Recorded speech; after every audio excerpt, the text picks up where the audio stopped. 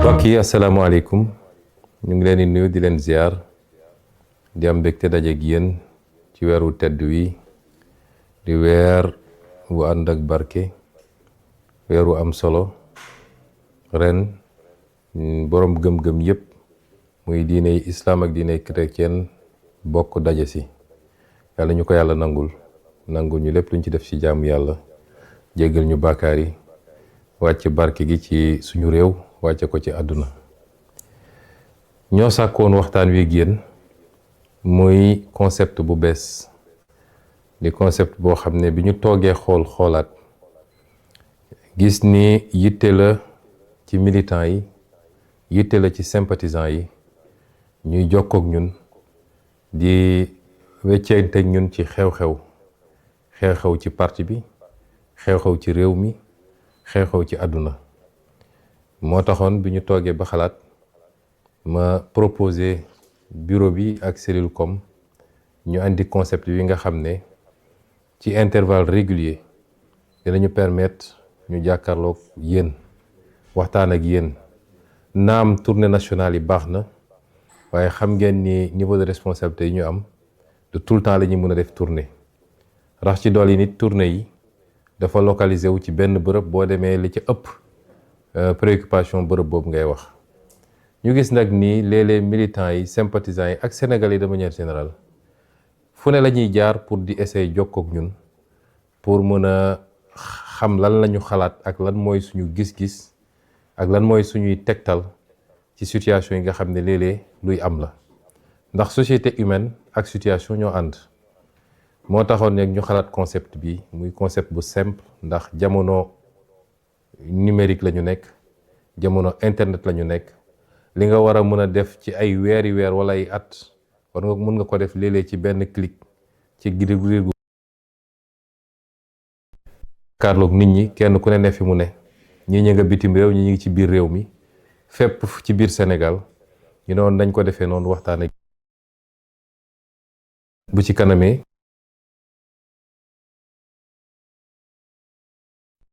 première édition bi wala première numéro bi sàkkoon nañu 14 régions Sénégal yi région bu nekk mu am kenn ku ci laaj ku jàllale benn laaj ak waa diaspora mu am ñu ci jël ak yu ni mel kon loolu mooy concept bi ñuy ñaan yàlla mu may ñu dugg ci jàmm génn ci jàmm te lépp lu ci nit xaaroon ci ay leeral yu mu bëgg mu am ko ci waaye dinaa doore sama kàddu ci introduction bu ndaw ngeen ma def ko ci kàllaama nasaraan ndax bëgg naa ci wax lu weesu réew mi ndax dafa di xew-xewu jamono mu làmb àdduna bi yépp. Chers amis d'ici et d'ailleurs, nous vivons des moments assez particuliers, des moments très sombres, des moments extrêmement délicats dont il nous faut mesurer toutes les conséquences et toutes les implications. Depuis 2 jours, s'est déclenché au Moyen-Orient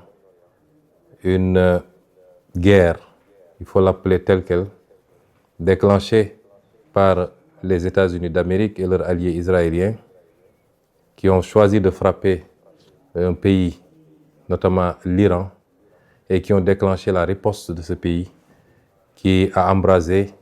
toute la région du Golfe. Nous serons très naïfs si nous pensions que ça se limiterait à cela. Nous souhaitons tous que ça n'aille pas plus loin que ça. Mais nous devons être pessimistes, voir les choses de la manière la plus lucide et la plus réaliste possible. Des frappes ont été opérées, une réaction s'est déclenchée, qui peut entraîner d'autres réactions avec d'autres acteurs qui vont entrer dans le conflit et peut-être des ramifications qui dépasseront cette partie du monde. C'est déplorable parce qu'à la base, nous sommes dans une situation, depuis 1 an maintenant, nous sommes dans une situation de remplacement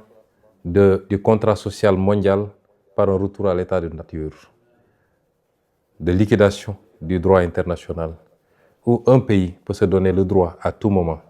de kidnapper des présidents,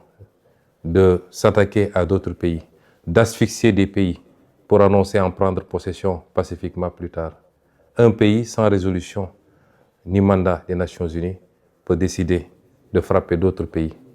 de tuer, d'assassiner, il faut le dire tel quel, leurs dirigeants. Ceci est extrêmement grave.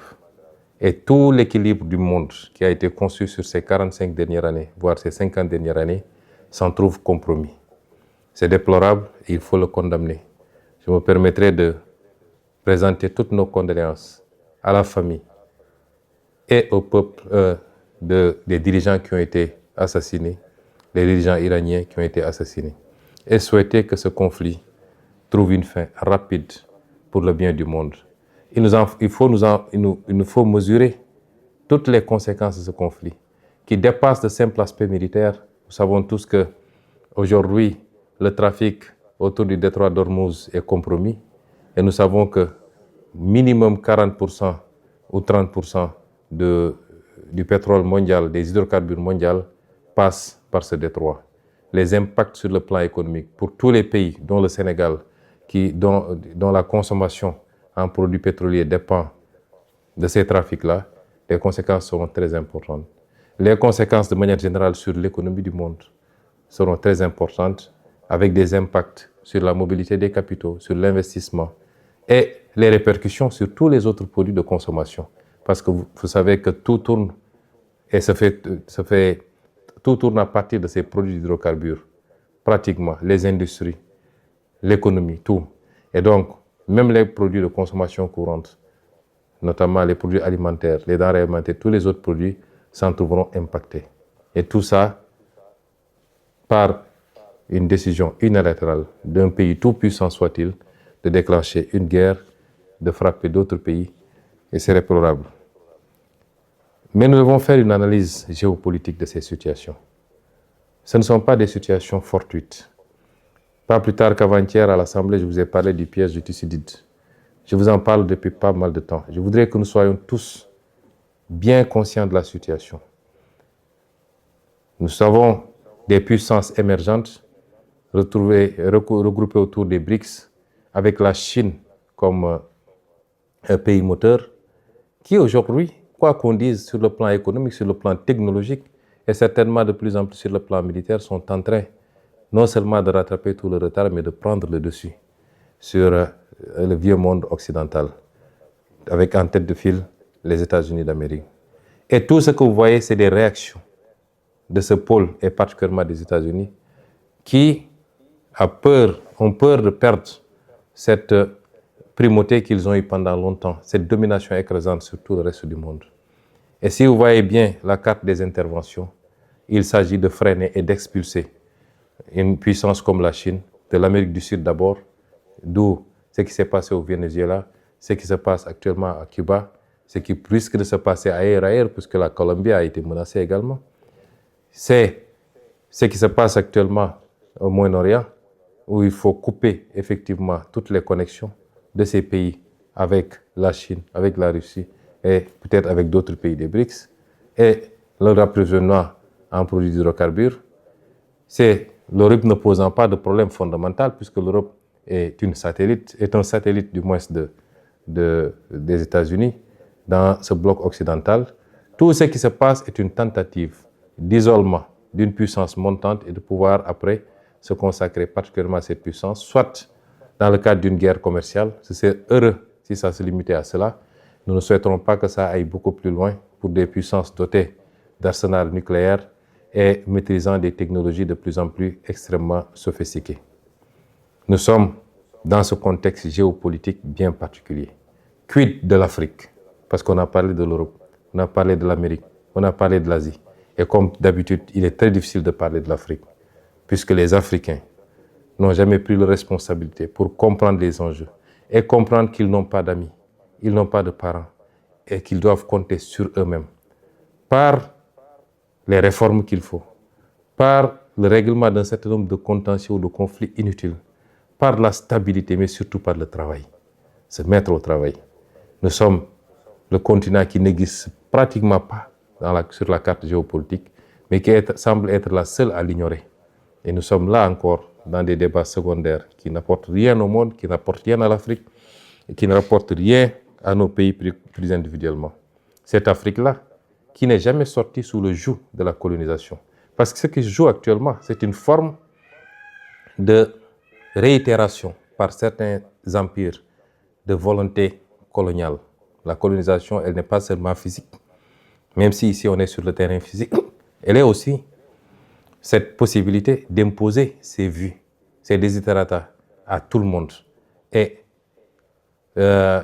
continuer à dominer le monde, à le contrôler et à ne prendre les autres comme des vassaux ou des satellites. Ça, c'est une forme de colonisation. L'Afrique n'est jamais sortie de cette colonisation. Et je m'en veux pour preuve que ce que les d'aucuns appellent la néocolonisation, par les monnaies coloniales, par le pillage des ressources naturelles, mais également par la dette injuste imposée à l'Afrique, les conditions extrêmement délicates d'accès à ces crédits et tout ce que ça fait porter comme poids à l'Afrique. L'Afrique n'est jamais sortie de cela. Et les vrais combats, ils sont là. Et c'est ça notre combat, nous. Malheureusement, quelquefois, moi personnellement, j'ai l'impression d'être assez isolé dans ce combat, y compris ici, dans notre pays au Sénégal, et maintenant qu'on est au pouvoir. Et c'est ces enjeux-là que nous devons comprendre. Que je veux que chaque militant et chaque militante comprenne. Que notre combat dépasse les débats futiles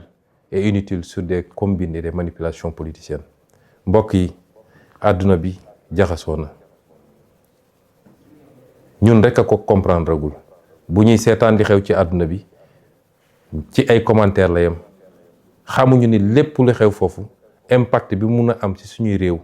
ak suñu développement ak ci ëllëg ndax nit du soppiku. L'être humain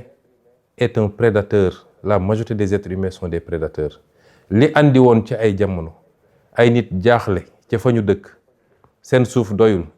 ñu soxla yaatu ba jël seeni gaal wër fu nekk dem seet yeneen suuf yu ñu coloniser balaa loolu ñu seet yeneen suuf yoo xam ne noot nañ ña fa ne di leen jël di leen jaay en tant que jaam yóbbu leen ci yeneen continent ñu dem liggéey. loolu taxoon ñu demaat ba ñëw jël suuf soosu ne ñoo ko moom muy colonisation loolu du mus a dañ te ñu xam ni ba léegi rawuñu ci loolu. àdduna mën na doxaat ba nit ñi dellu si waat te dégg ngeen kenn ci kilifa yi muy ku ñuy wax Marco Rubio di benn kilifa ci États-Unis dafa wax ni dañoo war a delloo si waat colonisation. tey ñooñu bu ñu demoon ba jaaxle ndax dañoo am seen mode de vie am benn niveau bu ñu tàmm ci richesse ak yu demee noonu bu ñu demoon ba xam ni loolu mënatuñ koo am te jàpp ni Sénégal am na alal goo xam ne mi ngi fi lan moo leen tere tey ñu ñëw ci seen doole ñëw nangu Sénégal comme tey ni ñuy attaqué ay réew di rey seeni président di jël seeni président yóbbu leen di leen tëj noonu la amee ci ñeneen ak ñeneen ci képp koo xam ne am na doole. moo tax Afrique benn yitte rek la waroon am Sénégal jiitu ci mooy jublu ci liggéey wàññi coow li wàññi wax ji wàññi politique bi ak combine politique yi. est-ce que ñun nous sommes à la hauteur de ces enjeux? boo xoolee coow lépp ci Sénégal ay waxu coalition diw ay waxu parti diw ay waxu xëcc nañu lii ana liggéey ana concentré wu sur l'essentiel. loolu mooy tey enjeu bi nga xam ni moo war a nekk suñu bos muy lu mooy andi woon rek ci introduction mooy il faut qu'on soit à la hauteur des enjeux. Les enjeux ne sont plus aux combines politiques ou politiciennes. Les enjeux ne sont plus aux réclamations injustifiées. la xam ne réew mi liggéeyagul alal gu mu mën a séddale ba kenn ku nekk la muy laaj ñu mën ko koo jox na ñëpp jublu ci liggéey wàññi wax ji. lu ko may nag la woon fa woon nan ñi defoon ba jiituñu ba xëy noot ñu bu ñu foog ne raw na ñu xëyaat ñëw noot ñu te duñ ci mën dara. bu dee réew yi ñu ëpp doole fuuf booy seet tey li xew diggante Russie ak Ukraine rek keroog damay seetaan benn documentaire ci benn guddi rek Russie yónnee na 850 drones yu mu envoyé Ukraine. ñun Sénégal mënuñoo jënd fukki drone yu mat ak suñu alal. kon nañu xam ni existé wuñu sax ci wàllu koom ak ci wàllu puissance ak ci wàllu doole waaye ñun foog nañ ñun ñooy le centre du monde. kon nañu jublu ci liggéey ndax lu ko mooy rek la woon fa woon. ñu ngi leen di gërëm di leen sant li introduction la woon ñoo ngi delloo kàddu gi nag jox ko mbokk yi kenn ku nekk li nga am ci yitte ci laaj ñu tontu ko lépp ñu def ko ci tey ak ci dal ak ci teggin ndax am na solo. asalaamualeykum.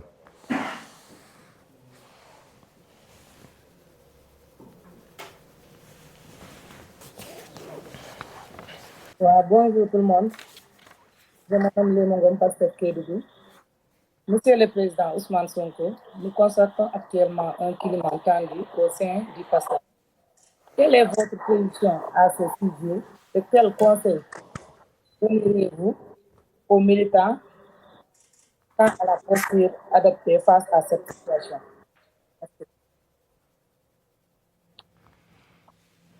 jërëjëf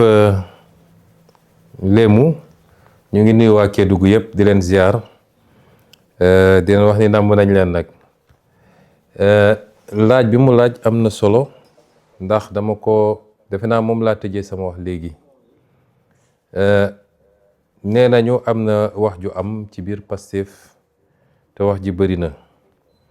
man jàpp naa ni wax ji bëreetul ndax dafa am lu ma leen waxoon mooy dañu soxla woon rek clarification bu ñu demee ba clarification am ba position yi ñu xam ko defe naa wax ji bëreetul ndax Pastef parti bu mag a mag la Pastef dafa jaar dafa am fu mu jaar jàmmarloog lu méttee loo xam ni kenn yaakaaroon ne mun nañ cee mucc ndax li ñu jàmmarlool dootuñu jàmmarloog lu mel noonu ñi fi nekkoon dañoo yoroon nguur yor appareil politique bu mag yor coalition bu mag daal di fexe ba pouvoir bi yépp ñu tënk ko téye ko di leen defloo muy FDS wala leen ci FDS yi muy justice bi muy administration bi muy ñépp nekkoon à leur disposition ñu ànd ceeg dëgër ak soxor goo xam ne defe naa dootuñu ko gis ci àdduna ma yàgg leen wax ci jamono jooju ne bu soobee yàlla dinañu rawale projet bi bu soobee yàlla dinañ ko jàllale bu ñu demoon ba gàllankoor Ousmane Sonko du tey bu soobee yàlla ñu jàllale projet parce que liggéey nañu lu tax askan wi may ñu loolu te gëm naa nit yàlla du seetaan tey foofu la ñu toll kon nguur man bëgguma terme nguur ndax dafay renvoyer toujours à la jouissance waaye pouvoir dafa am lu mu ànd ak pouvoir dafa ànd ak fitna ñaare dafa ànd ak seytaane rawatina nag bu dee waajaluñu ko niñ ko war a waajalee mun na andi lu bëree bëri pouvoir a ni mel waaye ñun mënatuñu jànkonteeg lu ñu jànkonteel damay dégg léeg-léeg nit ñi naan léegi lay gën a metti parce que dañoo xamante suñu biir déedéet loolu amut xamante suñu biir dafay yombal mbir yi kon clarification am na xam nañu position kenn ku nekk Pastef nag weesu na loolu moo tax toujours dama naan militant yi ñoom sax léeg-léeg ñoom ñooy yokk wax ji ñoom ñooy andi wax ji clarification am na mooy Pastef mooy le principal parti le parti le plus structuré le plus fort et le plus solide au Sénégal sénégalais yi won ñu ko weesuwul élection législative bi ñu génn Pastef demal boppam yàlla jox ko lim ko jox jaarale ko ci sénégalais yi te loolu dañu fi ba léegi day yokk rek bu dee nag ci suñu biir ñëw nañu ba egg ci nguur mu am wuute ci gis-gis dañ koy delloo ci ëttu parti bi parce que parti bi dafa am ay charte am ay règles am nu muy fonctionner am lu mu jaayanteeg sénégalais yi la ñu boole lan la bu dee am na lu ñu boole li andi problème lan la bu dee am na est-ce que c'est strictement politique mooy ci parti bi la ñu amul gis-gis la ñu bokkul gis-gis wala dafa am loo xam ne ci état bi la mooy projet bi ñu porté ak ni ñu war a doxalee état bi ak fi ñu war a teg mbir yi est-ce que foofu am na wuute ci niñ ko yore amaana ñaar yëpp am na moo tax nag ma ne nañ ko delloo ci ëttu parti bi am na nu muy àttee parti bi noonu muy àttee nag responsabilité am dina ko jël ba mu mat sëkk parce que du parti bi mooy daw ci kannaaw ab nit ak koo munti doon man mi Ousmane Sonko moo demoon ba waroog parti bi moom mooy woon ne ma dellu sil ci li nga xam ne moom lañu moo ñu boole waaye du parti bi mooy tënku daw fekk ma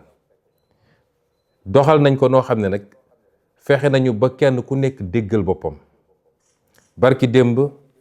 bi ma président ne dafa bëgg a gisee ak député yi dama ko ne président loolu c'est pas une bonne idée su ma sañoon ñu bañ koo def moom defe naa fàttali na ko député yi barki démb ci liñ ma wax ma ne ko su ma sañoon ñu bañ koo def ñaar yi moo tax ma wax ko benn bi mooy waruñu koo def ci palais ba ndax njëkkoon na ma wax ni dafa bëgg a giseeg coordonnateurs yi ma ne ko loolu lu baax la li tax may nangu loolu mooy damay bañ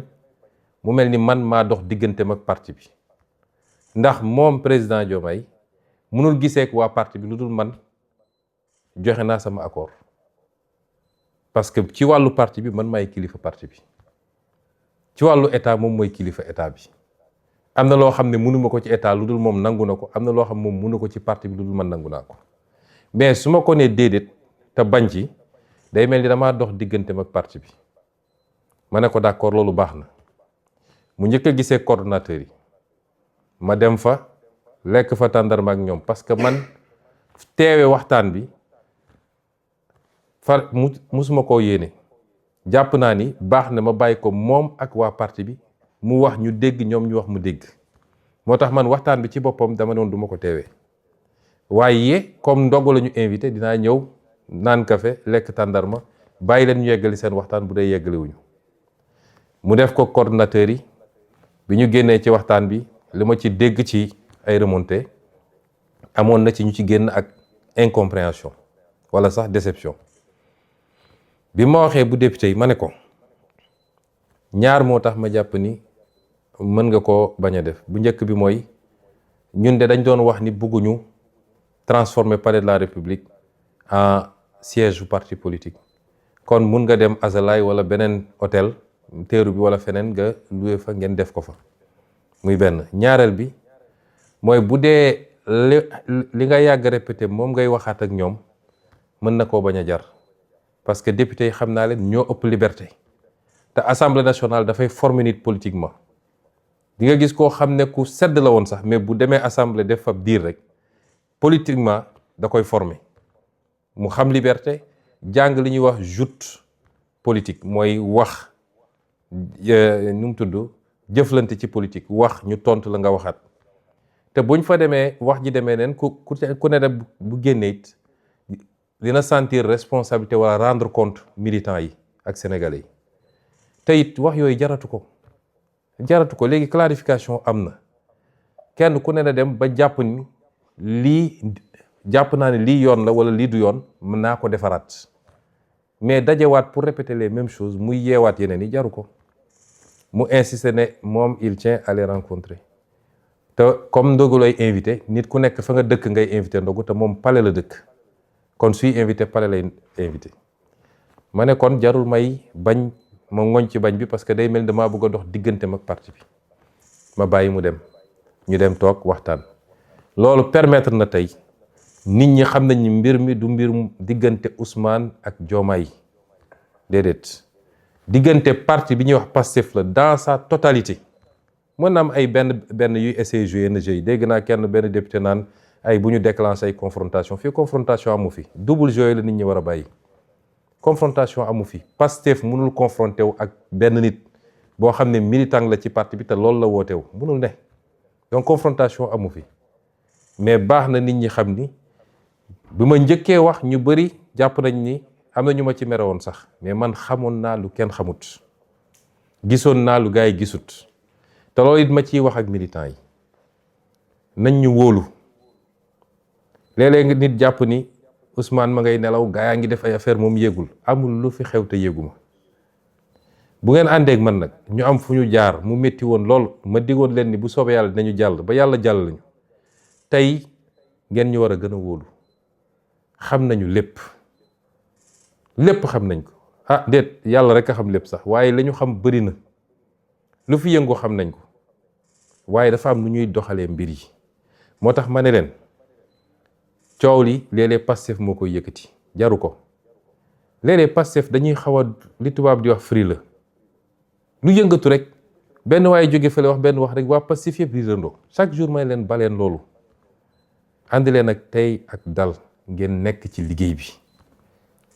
loolu moo am solo nekk ci liggéey bi nga xam ne li ma génne temps yële directive bi ma génne am lu ma santaane gis naa ni sax yéen a ngi ci yokk leen ko nekk leen ci loolu gis nga politique en politique y a pas de miracle la politique ne ment pas loo liggéey rek ngay jotaat yàlla may nañu lu dëgër waaye dañ fee bëgg a nekk nu mu gën a yàggee sama li ma leen di sant mooy nekk leen ci liggéey bi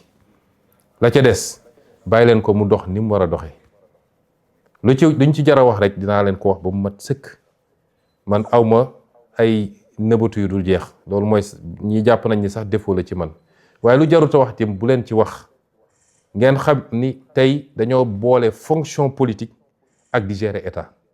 loolu dafa am nuñ koy boolee liggéey ko kon ñu ngi lay gërëm di la sant ci sa laaj bi di dalal ñëpp ni Pastef amul problème tey la Pastef gën a dëgër tey la gën a am doole Pastef bu dee li fi nekkoon ak li fi dajeeb ci opposition ñoo ko jaaxalut wax dëgg yàlla du ay waxu coalition moo koy jaaxal ñun ñoo leen di jox sax léeg-léeg di xale yi naan ñun ñoo leen di jox buzz di ci wax loo xam ne jaru ko kon ñu jël ñaareelu question bi.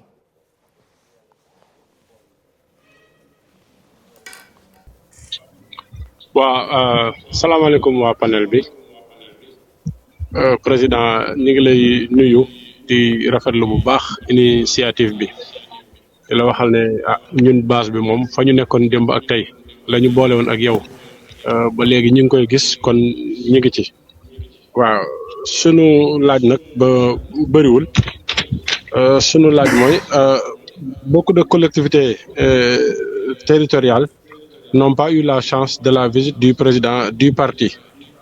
Où en êtes-vous avec votre fameux Nemmeeku Tour, moment tant attendu par les militants de la base pour vraiment être en contact direct avec leur président de parti, surtout ceux du monde rural. Waaw loolu moo nekkoon question bi. Merci beaucoup. jërëjëf sëñ Khadim ñu ngi lay nuyu di ñuyu waa Njaareem yëpp den wax namm naa leen Njaareem nag jotoon naa fa ñëwaat fa xam naa ni dinañ ko organiser daal ci cadre tournée bi waaye balaa may tontu sa laaj bi dinaa compléter ci laaj bu njëkk bi tuuti ndax damay bañ nit ñi jàpp ni Pastef dafa am problème dafa bëggul ànd ak kenn parce que léeg-léeg ñu bëgg ko présenter noonu Pastef bañul ànd ak ay nit Pastef li mu bañ mooy ñu ne dañuy def coalition ak yow mu leer ni Pastef mooy xolu coalition bi mooy poids lourd bi nga ñëw ne damaa bëgg a toog ca kaw Pastef wala ñu ne dañuy ànd ci coalition nga ñëw ne man li gën a dëgër ci coalition bi naa xool nu may defee ay pexe pour tàqale leen di def ay jeu di essayer boole nit ñi di dem gis ñenn ñi gëmloo leen ni yow yaay lii da nga war a xam ni diw nangam ñun loolu la ñuy bañ Pastef waaye Pastef dafa sosoo ci ànd ak ay nit ma fàttali ni Pastef bi mu créé wu 2014 2015 ñu commencé waxtaan ci ay fusion ak ay formation politique ay parti politique ñu yàgg ci parti bi xam nañ li may wax 2017 élection bi ñu dem Pastef 2024 bii la njëkk a dem ci turu Pastef ci élection yi ci des yëpp depuis yoonu askan wi 2017 élection législative ñu àndoon ci ak ay parti ñoom RND bu Diallo Diop ñoom Madieye Mbodj et cetera ba fii ñu toll nii Pastef dafa musa ànd ak ay nit te ñu doon àndal ñëpp nag ba léegi ñi ngi ànd ak ñoom ci kóllëre ñi ñu doon àndal ñëpp ñoom docteur Cheikh Tidiane Dièye ñoom Moustapha Guirassy ñoom Aïda Mbodj ñoom Habib Sy ñoom su ma doon lim dina gudd trop ñu ci bëri ñi ngi ànd ak ñoom ñii depuis 2017 2018 2020 22 et cetera ba léegi ñi ngi ànd ci kóllëre ak ci sutura te yéene nañ leen ndax Pastef day joxe Pastef joxe na fi ay maire yoo xam ne ñëpp dañ ne Pastef waru ko woon joxe Pastef joxe na fi ay député Pastef joxe na fi ay ministère kon Pastef amul problème mu ànd ak nit bëgguñu ñu présenter ñu comme des gens yu bañ a ànd ak ay nit waaye dafa am ànd yoo xam ne dañoo xaw a doy waar ñoom dañuy ñëw jàpp ni li gën a duuf ci nag bi ñoom ñoo ko war a jël wala ñëw ne mbir mi dinaa fexe ba tas ko fexe ba tàqale nit ñi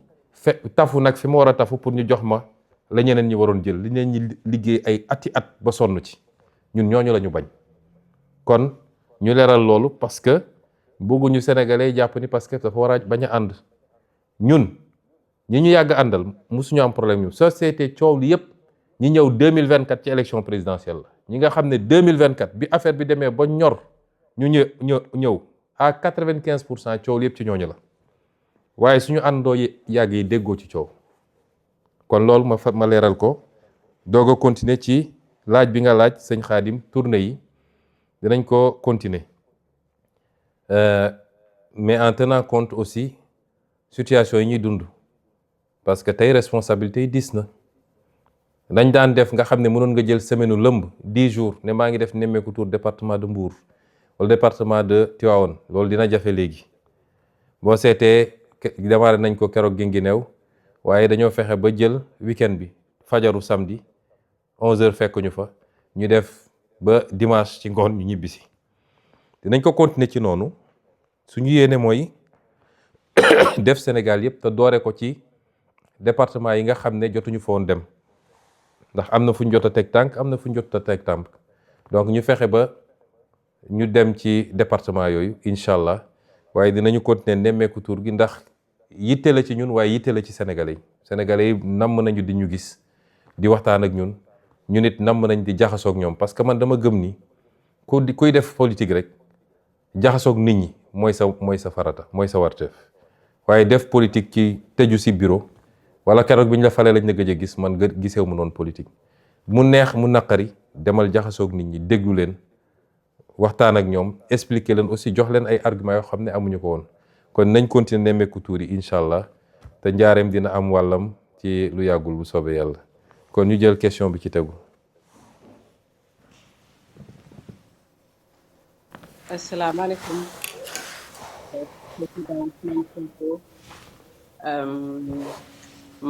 maa ngi doon laajte ba xam qu'est-ce que le parti envisage par rapport à création d'autres mouvements comme mouvement bu mel ni doomu jàngu bi. Merci beaucoup. Thérèse Diamé ban département la. Département Dakar, excusez-moi. Dakar. jërëjëf Thérèse ñu ngi nuyu waa département Dakar yëpp di leen ziare di leen gën a soññati ndax Dakar moom Sénégal fépp am solo mais Dakar mooy suñu capitale donc département bi am na solo gis nañ nag liggéey bu am solo bi ngeen ciy def sous la coordination de votre coordinateur monsieur le maire Abbas Fall dinañ leen continuer appuyer ndax Dakar moom c'est stratégique, c'est dans notre escarcelle, il faut que mu des ci le plus longtemps possible ñu mën a jokkale action état ak action locale action centrale ak action locale mu jur résultat yi nga xam ne moom la ñu bëgg. laaj bi nag am na solo parce que parti bi ay mouvement niñ ko structuré dafa am bureau national bi ay secrétariat la ak ay mouvement am nag organisation horizontale bi à la base muy coordination yi ak section yi mouvement yooyu nag texte parti bi dafa wax naka la ñuy créer mouvement ci parti bi dafa am un processus bu ñuy jaar pour la validation des mouvements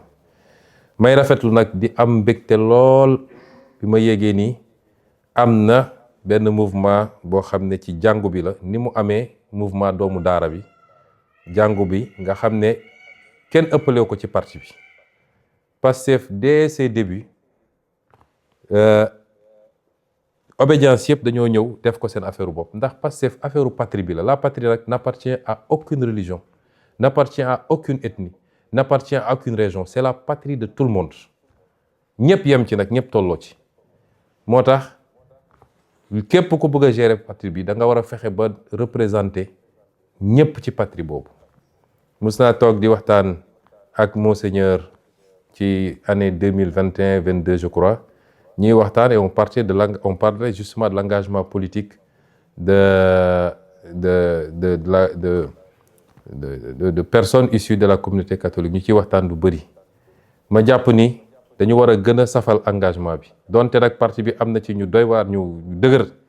mun naa citer ñoom Toussaint ñoom Marie Rose ñeneen ak ñeneen bëri nañu ñoom Justin ba ci nag sama préféré nag ndax mooy tàkkal fépp nag ci Sénégal muy Jean Michel waaye dañ ko war a gën a yokk et muy ci responsabilité yi ñuy exercer en tant que ñu yor état mais également muy ci taxawaay bi ci biir parti bi moo tax bi ma yégee loolu dama am sama xol dafa sedd bi ma gisee keroog bi ñuy def le meeting du 8 novembre bi ñuy ñaan foofa jullit ñi ñëw ñaan doomu daara yi doomu jàngu bi ñëw def ñaan dafa seddal suñu xol te loolu yëpp yàlla nangu na ko ndax gis nañ meeting ba defe naa meeting bu mel noonu musul am Sénégal kon mouvement yooyu yëpp dañu war a xool nuñ koy restructurer bu jaaree ci circuit bi mbir mi jaar parce que texte parti bi moo ko organisé sànq dama waxtaan ne war nañu xool peut-être ñu am parce que réew mi tam réew mu laïc la mooy lépp lu ñuy def dañu war a sàmmonteeg bañ a wone féete ci diine yi noonu lañ ko war a defee ci parti bi comme ni mu amee ci état bi mun nañu xool nu ñuy defee benn mouvement bu mag boo xam ne mouvement buy jublu ci les valeurs culturelles sociales sociologiques du pays lay doon ci biir nag mun na am section doomu daara yi section doomu jàngu bi ëllëg beneen section bu waree am lépp dem rek ci lu jëm ci valeurs yi nga xam ne moo cimenté suñu réew loolu defe naa mun nañ ci liggéey et mun ngeen jege Ayib Daffé mu gën leen orienté ci processus bi nga xam ne moom la statut parti bi prévoir pour ñu mun a taxawal mouvement bu nekk ñu yeggali liggéey bi ngeen xam ne sumb ngeen ko di leen ci félicité di leen ci jaajëfal bu baax a baax kon ñu jël question bi ci tegu. Président. yooyu Kassé ñu ngi lay dégg bu baax. waaw dama doon laaj rek ndax sa communication ak la région de Ziguinchor ndax moo ngi am ci base bi bu fekkee moo ngi am au niveau de la base ndax moo ngi jaar à la voie hiérarchique bu fekkee loolu am na alhamdulilah bu fekkee amul lan moo ko gàllankooral parce que dañuy faral di gis ku tëb dal rek naan président woo na ma président wax na ma président woo na ma président wax na ma finalement mënuñu am canal bi nga xamante ne dinañ fa jot ay waxu président géej nañ la gis lool mais nag day baax ñu lay dégg bu fekkee tamit dañ lay dégg si yan canal lay jaar loolu moo newoon sama question. jërëjëf Kassé question bi nga posé donte da nga ko posé spécifiquement à Ziguinchor mais dama jàpp ni question bu gën a yaatu la di nga ma permettre c'est une très bonne question bu may permettre de manière générale ma leeral comment on fonctionne dans le parti. Ziguinchor nag c'est vrai gëj naa fa xaw naa fa gëj te li ma tënk xam ngeen ko mais am naa yéene ñëw fa ci fan yi xam naa ni ñaan naa yàlla balaa koor gi di jeex daal ma ñëw ziar si seet mbokk yi même su dul cadre politique mais dinañ fa ñëw te dinañu gën a organiser gën a teew Ziguinchor waaye yéen xam ngeen ni yàlla dafa am lu mu def ñu nangu ko di ko sant bu baax a baax mooy suñu leadership aussi du leadership bu région du leadership département leadership national la ma jiite parti boo xam ne parti national la Matam Kédougou Ziguinchor ak feneen lépp man dama ko tollale yemale ko donte nag su dee Ziguinchor sama cosaan la dinaa leen jox de temps en temps pour ay coup de pouce ni ma ko mënee mais ci wàllu ni may gérer parti bi je ne communique pas plus avec Ziguinchor qu'avec Koumpentoum ou avec et cetera parti bi nu mu bindoo mooy du man maay communiquer directement ak base bi loolu bi ñu créé parti bi la ñu teg règle yooyu loolu tax parti bi am poste président am poste secrétaire général loolu raar na léeg-léeg parti yi dañuy am poste président wala poste secrétaire général bi ñu créé parti bi dañu ne man dama ne bëgguma nekk président parti boo xam ne day xëy di administrer parti au jour le jour chaque jour ñu ne la section bi problème am na cellule bi problème am na nga koy gérer nañu créer benn niveau boo xam ne moom mooy administrer parti bi loolu moo andi poste secrétaire général donc secrétaire général mooy wax ak base bi te it parti bi bu amee lu muy wax lu officiel du nit mooy jóg ne président woo na ma man su lu may def lu officiel du ma woo kenn kon ku ñëw ne leen président woo na ma nee na kooku woowuma ko wala su ma ko woowee leneen laa ko woowee léeg-léeg ma woo nit ne ko dégg naa ni ci base bi dañuy wax ni da nga ne man maa lay woo maa lay wax li man sequma ak loolu kenn su parti bi jëlee décision le secrétaire général du parti mooy woo les coordonnateurs ne leen parti bi jël na décision bi coordonnateurs yi woo ñi nga xam ne ñooy jiite section yi ñooñu wax ak waa cellule bi c'est ça la chaîne de transmission dans le parti kon ma profité leeral ko mën naa am nag relation personnelle ak nit parce que nit yoo gis ñu ànd rek groupe bu nekk rek dina am ay affinité mun na am relation personnelle ak nit léeg-léeg relation yooyu jiitu na sax suñu engagement en politique mais tekkiwul ni ci la ñuy liggéey ci parti bi su parti bi amee lu muy jàllale ci base bi damay woo kenn de manière informelle di ko wax déedéet ça ne marche pas comme ça kon ma dajal seen xel ni à chaque fois que le parti a pris des décisions mu war a jàll am na canal yu muy jaar te Ziguinchor ak Sédhiou ak Dakar ak feneen ñoo ci yem même canal bi lay doon léeg-léeg nag quand je veux parler moi je peux faire des conférences call avec les coordonnateurs mais boobaa coordonnateurs yëpp ay dugg wala ma def ko ak les sections il y a quelques mois def naa avec toutes les sections presque sur 555 il y avait peut-être 480 sections yoo xam ne ils étaient présents ma wax li may wax président section yi dégg ko ñun noonu la ñuy fonctionner kon question bi am na solo parce que ça permet ñu clarifier ba kenn ku ñëw ne man président woo na ma lii la ma wax lu bokkul ak lu jaar ci canal officiel bi ngeen xam ni loolu demeewul noonu merci beaucoup ñu jël question bi ci tegu.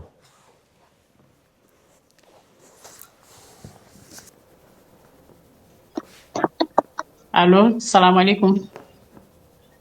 waaleykum salaam soxna Roxee. man la soxna Khadijatou Ly.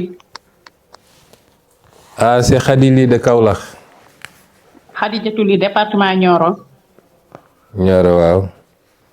maa ngi jégalu dama bëgg a ñëw ci carte du membre yi. laaj bala ñu ko génnee ci loxo yiñ koy teg. est-ce que dinañ xool bu baax ci loxo yiñ koy teg est-ce que taxawuñ beneen position boo xamante ni dañ koy teg ci seen loxo ba pare mu indi ko ci foofu. beneen côté bi damay laaj bés bu élection locale yi jotee tànn bi monsieur président Ousmane Sonko ndax yow yaa ñuy tànnal wa illaa ku nekk da ngay tànn sa commune ñaar yooyu laa doon laaj maa ngi jégalu bu baax di la ziar. jërëjëf soxna Khadijatou yéen nag waa Kaolack da ngeen def affaire kii tuuti ndax dañu ne woon kenn ku nekk benn question rek te yow jàllale nga ñaar loolu moom dinañ ko noter ci Saloum. alors laaj yi nga laaj am na solo d'abord ci carte de membre yi gannaaw bu ñu nuyoo waa Kaolack yëpp région Kaolack bi yëpp di leen ziar di leen gën a jaajëfal ci taxawaay bi ci yitte bi. laaj yi nga laaj am na solo carte de membre yi annoncé woon nañu temps yi leen dañ ko commencé te xam naa ni ci fan yu néew rek dinañu def lancement officiel placement carte de membre yi fi mu ne nii tembe defe naa ci bésu tey wala démb jot nañu les premières cartes de membre les 400 000 premières cartes de membre waxoon nañ leen ni 1 million la ñuy frappé jot nañu les 400 000 muy carte yoo xam ne nag man duma technicien ci yooyu ci affaire biométrie waaye carte yi nu mu bindoo ñun dañoo suñuy teewoo mooyoon fexe ba sécuriser carte de membre yi jóge ci tam am une base fiable boo xam ne du lu ñu mën a falsifier waaye mënuñoo am militant boo xam ne du militant fictif la aussi militant yëpp day doon militant yu réel la bu li may wax ni bu dee 2 militants nga am sax tam mu am militant bu réel moo gën nga ñëw ñu jox la base 1 million de militants te boo demee la ca ëpp du ay militants moo tax niñ ko defee am nañu carte bu nekk chaque carte digitale dafa comporter un numéro unique un numéro alphanumérique à 6 caractères boo xam ne moom mooy constituer l'identifiant du militant bu ne day am identifiant dafa am numéro bu koy identifier numéro bi c'est un numéro à 6 caractères carte bi ñu mun koo jënd plateforme bi ñu war a defar plateforme bi sur internet mi ngi tudd Pastef et moi nit mun na jënd carte de membre fi mu toog daal di commander ci internet def li mu war a def daal di am carte de membre am sous réserve de validation mun na dem ci daje am carte de membre donc mun nañ ko jënd en ligne virtuelle comme mun nga ko commander physiquement mun nga jënd physiquement ci sa section ak yeneen du ma ci sori parce que bu ñuy def lancement officiel bi ci fan yu néewutul dinañu techniciens yi ñoom ZAC nga xam ne ñoo ko defar dinañ ñëw ci détail yu carte yooyu mais muy carte yoo xam ne guléet lay doon ci Sénégal ñu sécuriser ko comme suñu carte d'identité nationale ñu ko sécuriser dégg naa nag ay nit naan dañoo bëgg a jaxase carte yi moo tax ñu def carte d'identité carte yooyu comme ça ñu mun koo jaxase carte électeur xam nga loolu mauvaise foi weesuwul loolu ndax fichier DAF ak carte électeur ak carte d'identité dafa mënul bokk ak lii jegantewuñu sax kenn ku ne na góorgóorlu dem moderniser sa parti ndax dañoo nekk à l'ère du numérique moo gën lu waay def nga toog di wax di essayer di ci essayer xëpp suuf. alors nuñ koy distribuer tamit dina am commission nationale bi y a une commission nationale de distribution des cartes am commission départementale am les commissions locales yi nga xam ne ñooy nekk ci biir communes yi dinañu nommer superviseur dans chaque département day am superviseur général am les commissaires noonu lañ koy fonctionner bu soobee yàlla suba convoqué naa bureau politique boo xam ne bu ñu liggéey ba ngoon dañuy ndogoondoo defaale réunion bureau politique parce que xam ngeen ni texte parti bi dafa ne bureau politique bi mooy fixer un certain nombre de choses ñaata la ñuy jaayee carte membre bi bureau politique bi moo koy fixer durée de validité bi est-ce que benn at lay doon wala ñaari at wala juróomi at loolu bureau politique bi moo koy fixer loolu la statut yi wax ak règlement intérieur bi ak clé de répartition yi selon les départements ak les régions astafurlah clé de répartition bi nga xam ne bu ñu jëlee carte de membre bi ne masalan 1000 lay jar ñaata mooy dem ci section bi ak ñaata mooy dem au niveau national loolu tam kii moo koy fixé bureau politique bi moo tax ma convoqué suba réunion bureau politique bi bu ñu paree loolu suba ci ngoon bu ñu paree parce que waxoon nañu ba jàpp li ñu war a fixé prix carte de membre bi fii ci Sénégal mu desoon suñu mbokk diaspora bi ma ne woon secrétaire général mu consulter leen ñoom joxe nañu ne ñoom mën nañu jënd carte bi nangam lu ëpp foofu liñ koy jëndee Sénégal ñu leen ciy remercier bu baax bu loolu weesoo nag suba bu ñu defee réunion ba valider loolu yëpp dinaa signer circulaire bi nga xam ne dinañ ko génne yéen ñëpp ngeen jot ci circulaire boobu commission nationale bi moom dinañ ko taxawal ndax man maa koy taxawal les commissions départementales ngeen jublu si rapidement dinañu organiser it benn ndaje bu mag boo xam ne ci la ñuy présenter maquette carte de membre yi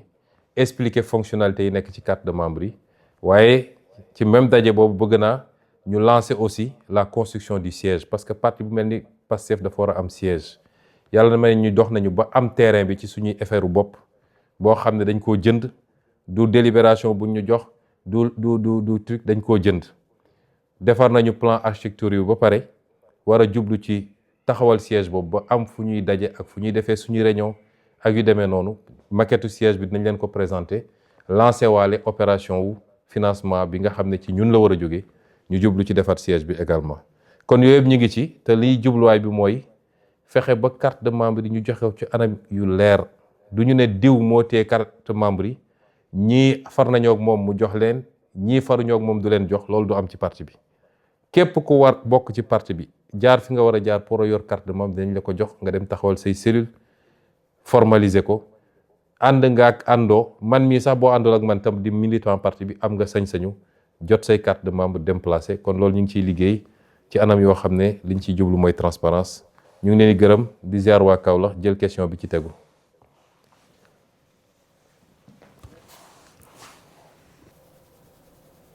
asalaamaaleykum. asalaamaaleykum. waaleykum salaam wa rahmatullah. monsieur le président di lay ziar bu baax a baax di la nuyu di la encourager di rafetlu initiative bi bu baax a baax a baax waaw man de li ma doon laajte par exemple moo doon affaire carte de membre yi te sama collègue bi ma jiitu wax na ci donc man du ma si waxaat léegi li may wax mooy dama doon laaj réinvestiture yi est-ce que jotul ñu def ko ci parti bi parce que presque dans beaucoup de localités les coordinations souffrent et sont un peu paralysées du fait que les activités manquent parce que benn coordinateur aussi yanu beaucoup de fonctions ci boppam te y a des manques de temps ak yeneen yoo xamante ne ni ñu ngi fi kon ñuy laaj est-ce que jotul ñu def réinvestissement créer de nouvelles bases pour une meilleure prise en charge des problèmes sociétaux donc foofu daal lañ doon accentuer suñu question pour le moment incha allah rabbi jërëjëf. jërëjëf soxna Rokhaya je pense que bon naa def exception ci question ñaareelu question Kaolack bi su dee du ñëwaat ci question yi man mën naa ko tontu benn yoon wax na ci lu jëm ci naka la ñuy defee investiture yi pour élection locale yi ñu dëgmal investiture yi toujours ñun dañu am parti bu organisé am ay texte dañoo amoon texte yi dafa waxoon ni base bi moom mooy décider sauf élection présidentielle yeneen élection yi dañu renvoyer à la base bi ñu changé texte yi ci jamono yële passé dañu génne parti boobu ci texte parti bi renvoyer ko ci benn charte des élections charte des élections bi nga xam ne dañ ko war a jël malheureusement jëlaguñu charte boobu waaye nañ ko finaliser rapidement mais ak lu munti amee ak lu munti demee démocratie boobu ñu defoon te mu jig ñu mooy bu élection jotee surtout élection locale ña dëkk ci gox ñoo gën a xam gox ka ñoo gën a xamante seen biir man mënuma toog fii ma nekk Ndakaaru naan damay forcer tànnal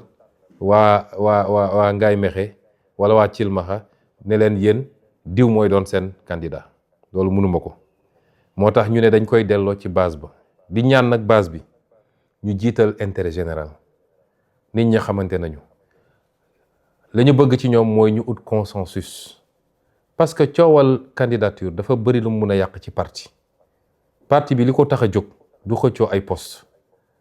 li ko tax a jóg mooy réew mi baax te gëm naa ni yàgg nañu wone exemple bu doon mooy ci candidature rek tey duñu am candidat bu dem présidentiel kon nit ñi bu ñu dajee nañu waxtaan entre ñoom mu am ñu war a mën a bàyyi dara ngeen ut consensus autant que possible loolu de moo ñuy gënal ñun ñu toog ñu ne commune yépp waxtaan nañu déggoo nañu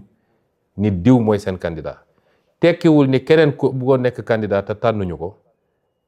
mënul nekk leneen lu ko gën ëllëg damay jafal di joxe benn misaal élection 2022 élection locale yi am na ñoo xam ne tànnuñu leen woon parce que dañ ne nañu ut consensus bu ñu amul consensus ñu dem élection waaye bu ñu demee élection bi leer nañ ñu ne diw moo gagné wasalaam mais bu ñu demee élection contestation am ñu ne élection bi jaarul yoon boobu lay ñëw au niveau national pour ñun ñu arbitrer mu am ñoo xam ne bi ñu arbitrer yàlla dafa def kontaanuñu woon dara mu yóbbee leen sax ci yenn manifestation ni ñu manifester seen ñàkk kontaante waaye tey ñooñu tey ñi ngi yor ay ndomb tànk yu kawe am na ñoo xam ne sax ñi ngay toog ci conseil des ministres tey ministre lañu wala secrétaire d'état lañu wala leneen nañu moo tax mbir mi nañ ciy jiital toujours yàlla bëgg nga jaadu na politique ak ambition ñoo ànd damaa bëgg a nekk maire bi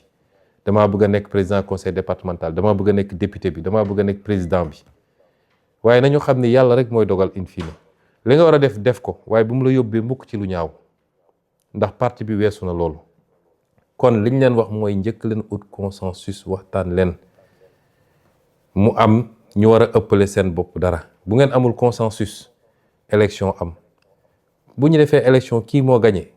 ñi ci des ñëpp ka bëggoon te gañewul na ñëw nekk son directeur de campagne même bu dee kële nangul na ko xar tànku tubéyam pour ñu gagner parce que en ce moment c'est le parti qui gagne c'est le Sénégal qui gagne bu loolu amul nag dina yëg ci ñun dinañu arbitrer gënaluñu nag te ñuy wax nit ñi ni ñun duñu parparloo mukk duñu arbitrer parce que diw mooy suñu xarit wala diw suñu mbokk la wala diw moo ma neex ñun dañuy arbitrer ci suñu conscience li ñu suñu conscience may kon loolu moom la ñuy wóyale waat noonu la ñuy doxalee di profité di wax nag ni parti bi dafa yaatu ubbeeku léeg-léeg nitu Pastef suñu problème yépp mooy nit ñi sax dañuy am impression que nitu Pastef dañoo siis lenn bokk ci nitu Pastef yi bëgguñu ubbi bëgguñu yaatal bëgguñu après dañ naan ñun ñoo fi newoon démb ak barki démb déedéet ubbi gis nga diine sax dafa dox domaare ci dara ci lu ndaw ay nit di ñëw bi muy métti ba bi ñu gañee ba pare sax ay nit di ñëw moo tax tey ñu nekk ay milliards musulmans ay milliards chrétiens ay milliards leneen donc nañu yaatal mbir mi tekkiwul ni ki ñëw dafa gën ñi fi nekk tekkiwul day ñëw rek nekk ci kaw ñëpp waaye tekkiwul ni dafa war a ñëw rek nekk ci suufu ñëpp su kenn ku nekk ak li nga àndaale booy ñëw ak noo mel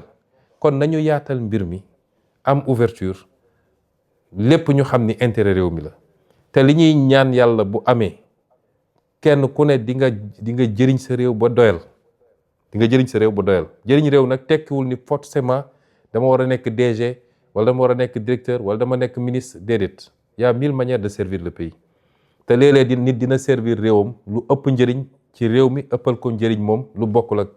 yooyu nga xam ne ay ndombu tànk rek la nga xam ne bu ko nit yoree te yem ci fu mu war a yem gisuma lu mu doon lu dul sacerdoce lu dul ab poids bu ñu teg ci kawam. mu des nag laaj bi nga xam ne soxna Roxaya laaj na ko ci renouvellement wu instance parti bi loolu moo tax ñuy lancer carte de membre parce que lu jiitu renouvellement il faut ñu defaraat base bi ba xam kan mooy militant lan mooy cellule bi ñan ñoo ko composé te loolu ci jaay carte de membre yi la war a njëkk a doore jàpp ma ni parti bi dafa nekk en léthargie man su ma toogee ay week-end di seetaan activité parti bi damay sant yàlla parce que nous sommes le parti le plus dynamique au Sénégal militants yi xaaruñu sax président de leen def leen wala bu leen def week-end boo gis rek fépp yaa ngi gis ay activité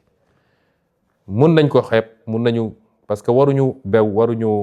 waruñu li tubaab naan dormir sur ses lauriers dañu war a continuer di ful li ñuy def waaye coordination yaa ngi góorgóorlu section yaa ngi góorgóorlu peut-être dina am ay benn yoo xam ne peut-être ni mu waroon doxewul noonu waaye ñu gën a soññaat nit ñi rek ci liggéey bi structure provisoire yi bëri na ci parti bi am na yoo xam ne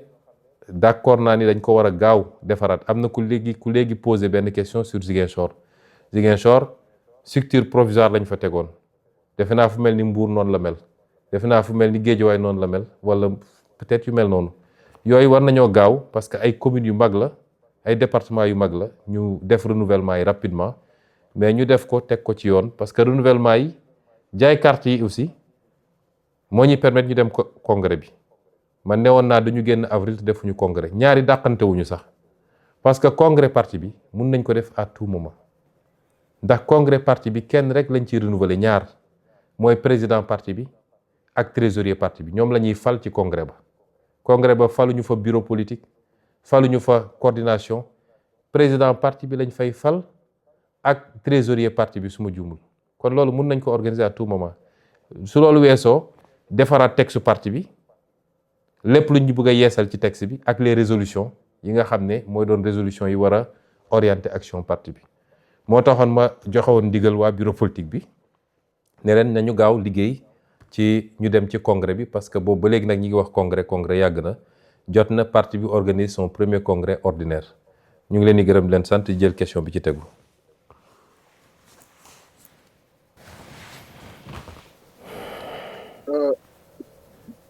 salaamaaleykum maa ngi nuyu militants ak sympathisants di nuyu le président Ousmane Sonko Bokar Thiam la Pastef Matam donc vraiment di rafetlu li nga xam ne opportunité bi nga xam ne le président Ousmane Sonko jox nañu ko ngir ñu mën a laaj mën a nekk laaj ak tontu sama laaj bi nag mooy gis nit ni Matam dafa nekk ci wàllum massification dañu gis ni Pastef dafay xaw a néew doole mooy laajte est-ce que am na ay orientation ak ay mesures yi nga xam ni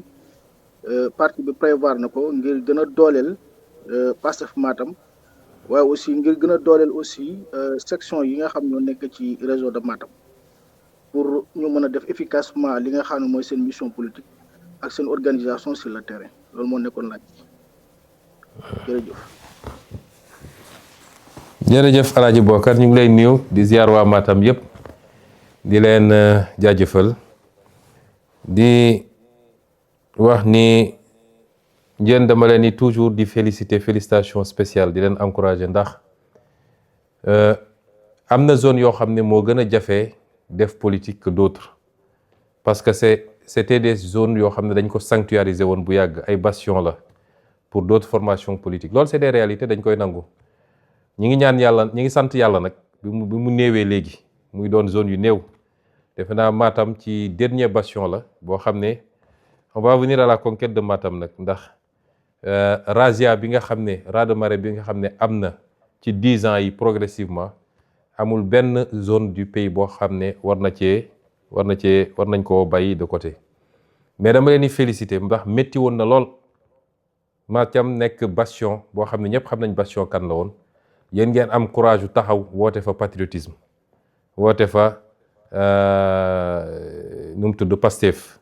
def fa liggéey bu am solo ba pratiquement élection bu mus a am li ci ëpp ci élection yi nous sommes arrivés 2e à Matam te loolu seen jàmbarte la kon liggéey boobu nañ ko continuer Matam bokk na ci les gens ne prêtent pas attention mais bokk na ci fi ma gën a bëri tànk bi ñu commencé politique ak léegi ñëw naa fa ñëwaat fa def naa fa tournée def naa fa nu mu tudd bi ñuy def vacances citoyennes ñëw naa fa bi ñuy def ñëw naa fa tournée ñëw naa fa yeneen ak yeneen loolu yëpp c'était pour dooleel Matam pour xam enjeu bi mu nekk ak effort yi ñu war a def pour conquérir ko donc liggéey bi nañ ko continuer di leen gën a soññ rester ouvert politique ouverture la wax naa ko léegi ci bi may wax léegi ci beneen thème bi bëri na ñoo xam ne bëgg nañuy rejoindre parti bi nekkoon sax ci féete woon feneen bëgg a rejoindre parti bi loolu du transhumance mooy ñëw pour ñu jox la ñun amuñu lu ñu joxe mais ku dox ba jàpp ni gis nga bokk sa bopp ci Pastef te ma yàgg ko wax bi ñuy nekk opposant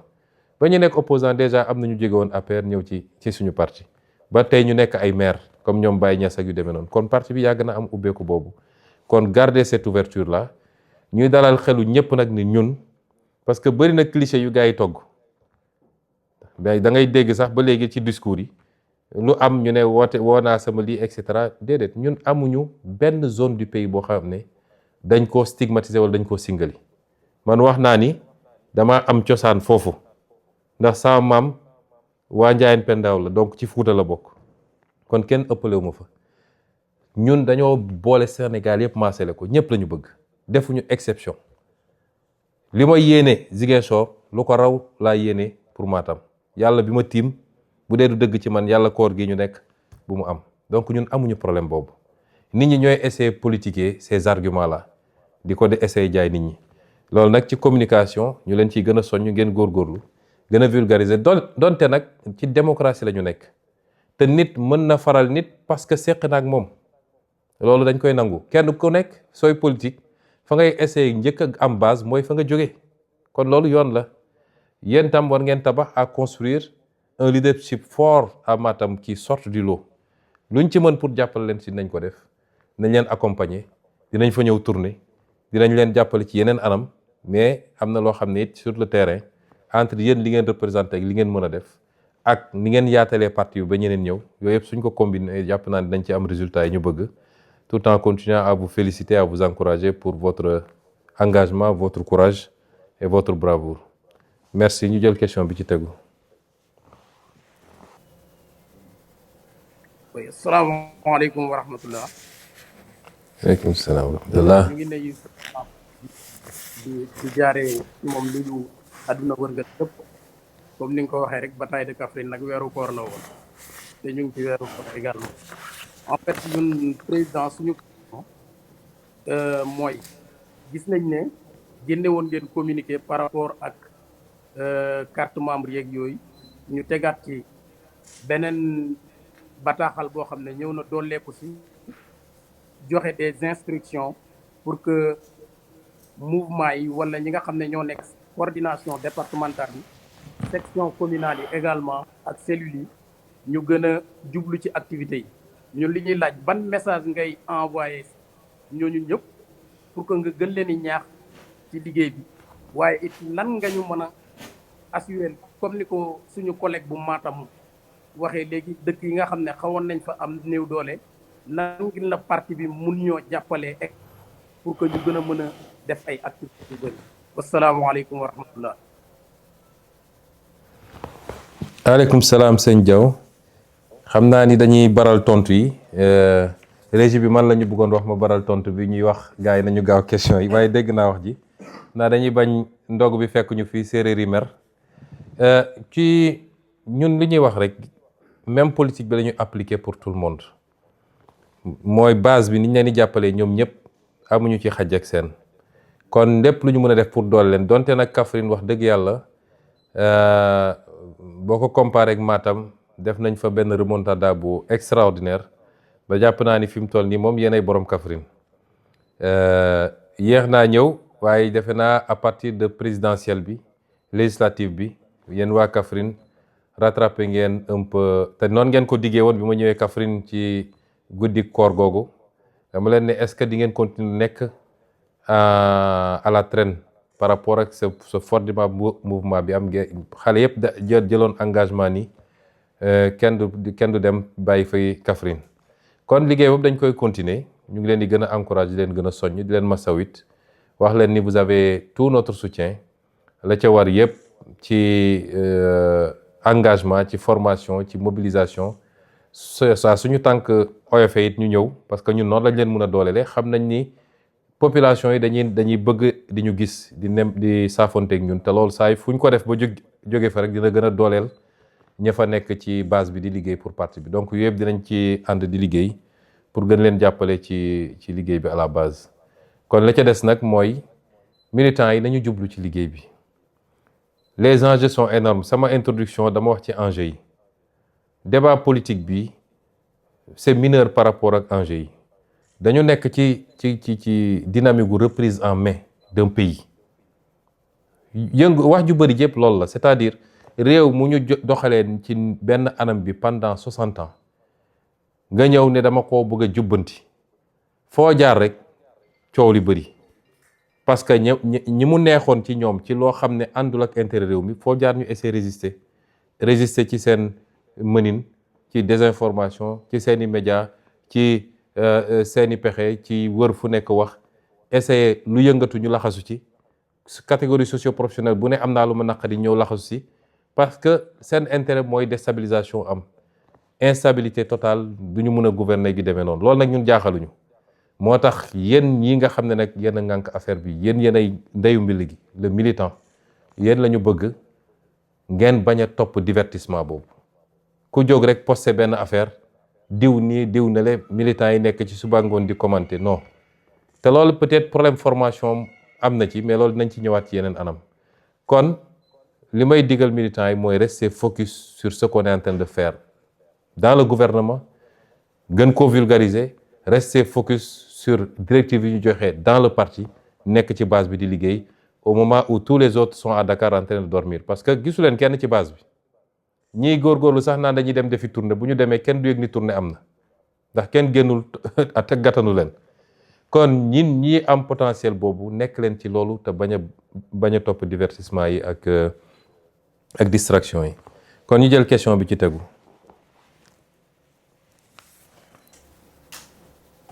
salaamaaleykum wa rahmatulah. waaleykum salaam ñu ngi bu baax a baax suñu président di profito di la àpp ci koor gi di réitérer suñu tout notre engagement et notre détermination di renouveler suñu confiance et di renouveler également suñu serment d'allégeance question bi ñu bëggoon poser bëggoon nañ xam le parti est-ce qu'il prévoit un mécanisme pour recueillir les préoccupations, les différentes préoccupations de la base et surtout de pouvoir instaurer une communication franche et rassurante entre les responsables et les militants afin d'avoir un impact positif sur les sympathisants, mais aussi sur le peuple sénégalais. Di wax nag président amal nga bor boo xamante ne waa Thiès donc lépp loo maanaam mbir yëpp mën nañ la ko baal ba mu des bor boobu mooy nemmeeku tur bu mujj bi da ngeen ñëw ba Tiwaawan waa Thiès yëpp préparé wu di xaar ñu dagg ko fa donc ñuy ñaan yàlla mottali yéene boobu ba ñu mën na accueillir biir Thiès merci beaucoup président. jërëjëf madame Aw ñu ngi leen di gërëm di nuyu waa Thiès yëpp leen ziar. nemmeeku tur ba moom yéen xam ngeen la ci xew defe naa ba ñuy nekk ci étape Tivaouane la ñu jël ki doon organiser nemmeeku tur bi Fadilu ne ko rëpp ci kaso bi ca la traque ba dëgg takarnaase ba fi mu mujjee waaye du woon suñu coobare te niñ ko waxee rek fépp ci Sénégal bëgg nañ fa def nemmeeku tur te dinañ ci góorgóorlu Thiès nag du priorité ndax Thiès duñ fa gëj te am ngeen ay atu yoo xam ne macha allah te jege na Ndakaaru saa ngeen ñu bëggee gis ñu alors que tey soo jëloon Goudiri wala nga jël Saraya wala yu demee noonu foofu la gën a jafe donc ñooñu la ñuy essayer njëkk a nemmeeku doog a ñëw nag ci kii bi communication bi li nga wax moo tax tey ma def lu mel nii parce que soo nee les responsables je crois que le premier responsable mooy man mii te xam naa ni léeg-léeg nit ñi dinañu xaw a jàmbat ñàkk a am possibilité communiquer directement ak ñun bu weesoo sama jëmm nag ñun instruction bi ñuy jox tout le temps les responsables mooy ñun rester collés pas seulement sax au parti mais aux populations de manière générale di waxtaan ak ñoom di leen dégg di leen déglu di leen expliquer li ñuy def parce que loolu mooy permettre tout le temps ñu am cette compréhension mutuelle bu ñuy permettre ñu mën a dérouler li ñuy dérouler en toute sérénité kon les mécanismes certes on va les améliorer mais je crois que ñu ngi def effort yu bëri pour communication bi te kenn ku nekk nag niveau bi nga toll ki jiite cellule dafa war a communiquer ak ñi nekk ci cellule bi ki jiite section noonu coordination ba ca kaw loolu la ñuy sant nit ñi tout le temps et dinañ ci gën a góorgóor gën ko formaliser parce que parti bi léegi dafa yàlla dañoo may nag ñu ngi koy sant yàlla parti bi dafa njaboot dafa yaatu kon ni nga ko doon gérer ba ngay nekk 2015 bokkul ak ni nga koy gérer bi nga nekkee ci jamono ji kon loolu dinañ ci gën a góorgóorlu bu baax a baax ñu ngi leen di gërëm di jël question bi ci tegu.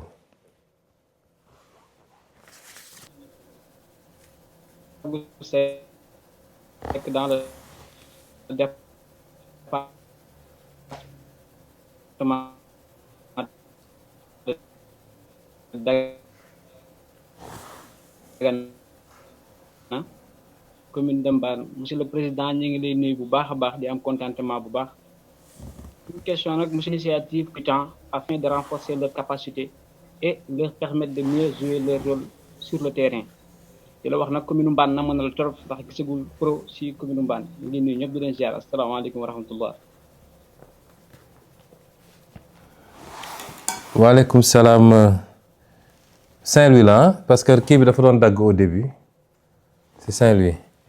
waaw ñu ngi leen di gërëm bu baax di nuyu waa Mbane di nuyu waa Ndar di leen wax ni namm nañ leen trop Ndar moom ñëpp xam nañ li ma booleeg moom ak fi mu toll ci man su ma sañoon semaine bu nekk ma ñëw seet si leen yaaye ci laaj bi nga laaj bu am solo la man dama jàpp ni bokk na ci problème yi ñu am ci parti bi ba muy andi léeg-léeg jafe-jafe ci comportement yi ñuy gis ci réseaux sociaux yi ci su événement amee ni nit ñi di réagir loolu yëpp manque de formation moo ko andi dama yàgg wax nag ni Pastef parti la boo xam ne dañ ko mayul fu mu jàngee raam fu mu jàngee taxaw fu mu jàngee dox Pastef dafa judd rek ñu song ko daanaka 2014 dañ ko créé 2016 dañ ma dàq impôt la ca des xam ngeen ba fi mu mujjee moo tax yàlla def nag ci diggante bi njaboot gi ñëw ñëpp ñu bëri gis seen bopp ci discours Pastef muy fii muy bitim réew te li ëpp ci ñi ñëw musuñu woon a def politique xamuñoon politique comme sama genre gi rek man mi musuma woon def politique ba 2014 kon loolu boo booleelu yëpp day andi léeg-léeg ñu gis ni militants yi jàmbaar lañu am nañu engagement am nañu détermination trop mais léeg-léeg sax ñu juum ci loo xam ne ñàkk formation moo ko andi te it dañoo remarqué ni dafa am écart bu rëy entre ñun ñii féete kaw rawatina man mii di jiite parti bi ak base bi loolu nag suñ ko gaawul corriger rek mën na yàq lu bëri moo tax ñu joxe ndigal moom Moustapha Sarré mi yor formation bi ak équipe am yëpp dinañu réformer temps yu bëri renforcer parce que jamono ji ak le virtuel tey maa ngi nii toog ak yéen di waxtaan kon formation mun nañ ko def tous les jours après les heures de travail mun nañ ko def tous les week-ends région yëpp dugg département yëpp dugg commune yi dugg formateur bi nekk fii Ndakaaru di def ay kiyam nit ñi di poser seen question ñu gën a partager vision parti bi man léeg-léeg damay jékki-jékki ma ne li ëpp ci Pastef est-ce que xam nañu lan la ñu yëkkati est-ce que xam nañ lan la Pastef doon xeex est-ce que xam nañ fi ñu bëgg a jëm parce que buñ ko xamoon yenn déwaay duñ ci tardé est-ce que xam nañu aussi c'est quoi gérer un état ma joxe misaal bu ndaw temps yële am na yëngu bu am ñun ñëpp ñu koy raj ña koy ñaawlu gënul mais léeg-léeg boo gisee émotion bi yenn waa Pastef fi gaaw a réagir lii yenn saa yi émotion la yenn saa yi da ngay am l'impression que bu dara amee ñenn ñi dañuy bëgg a gaaw setal seen bopp ne man bokkuma ci ñoom la mais gérer un état c'est faire face à des responsabilités et on va en faire face lu bëree bëri parce que réew kenn du ko changer munoo defal omelette te tojoo ay nen munul ne sénégalais yi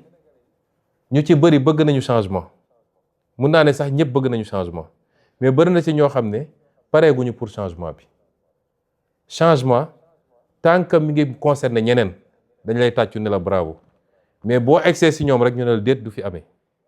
loolu mooy Sénégal nit ñi bëgg nañu changement xam nañ li fi ne du yoon xam nañ ni yoon bi ñu jaaroon ba egsi fii baaxul bu baaxoon tey ñu mel ni Maroc au minimum suñu melul ni France mais li ñu war a def pour changement boobu am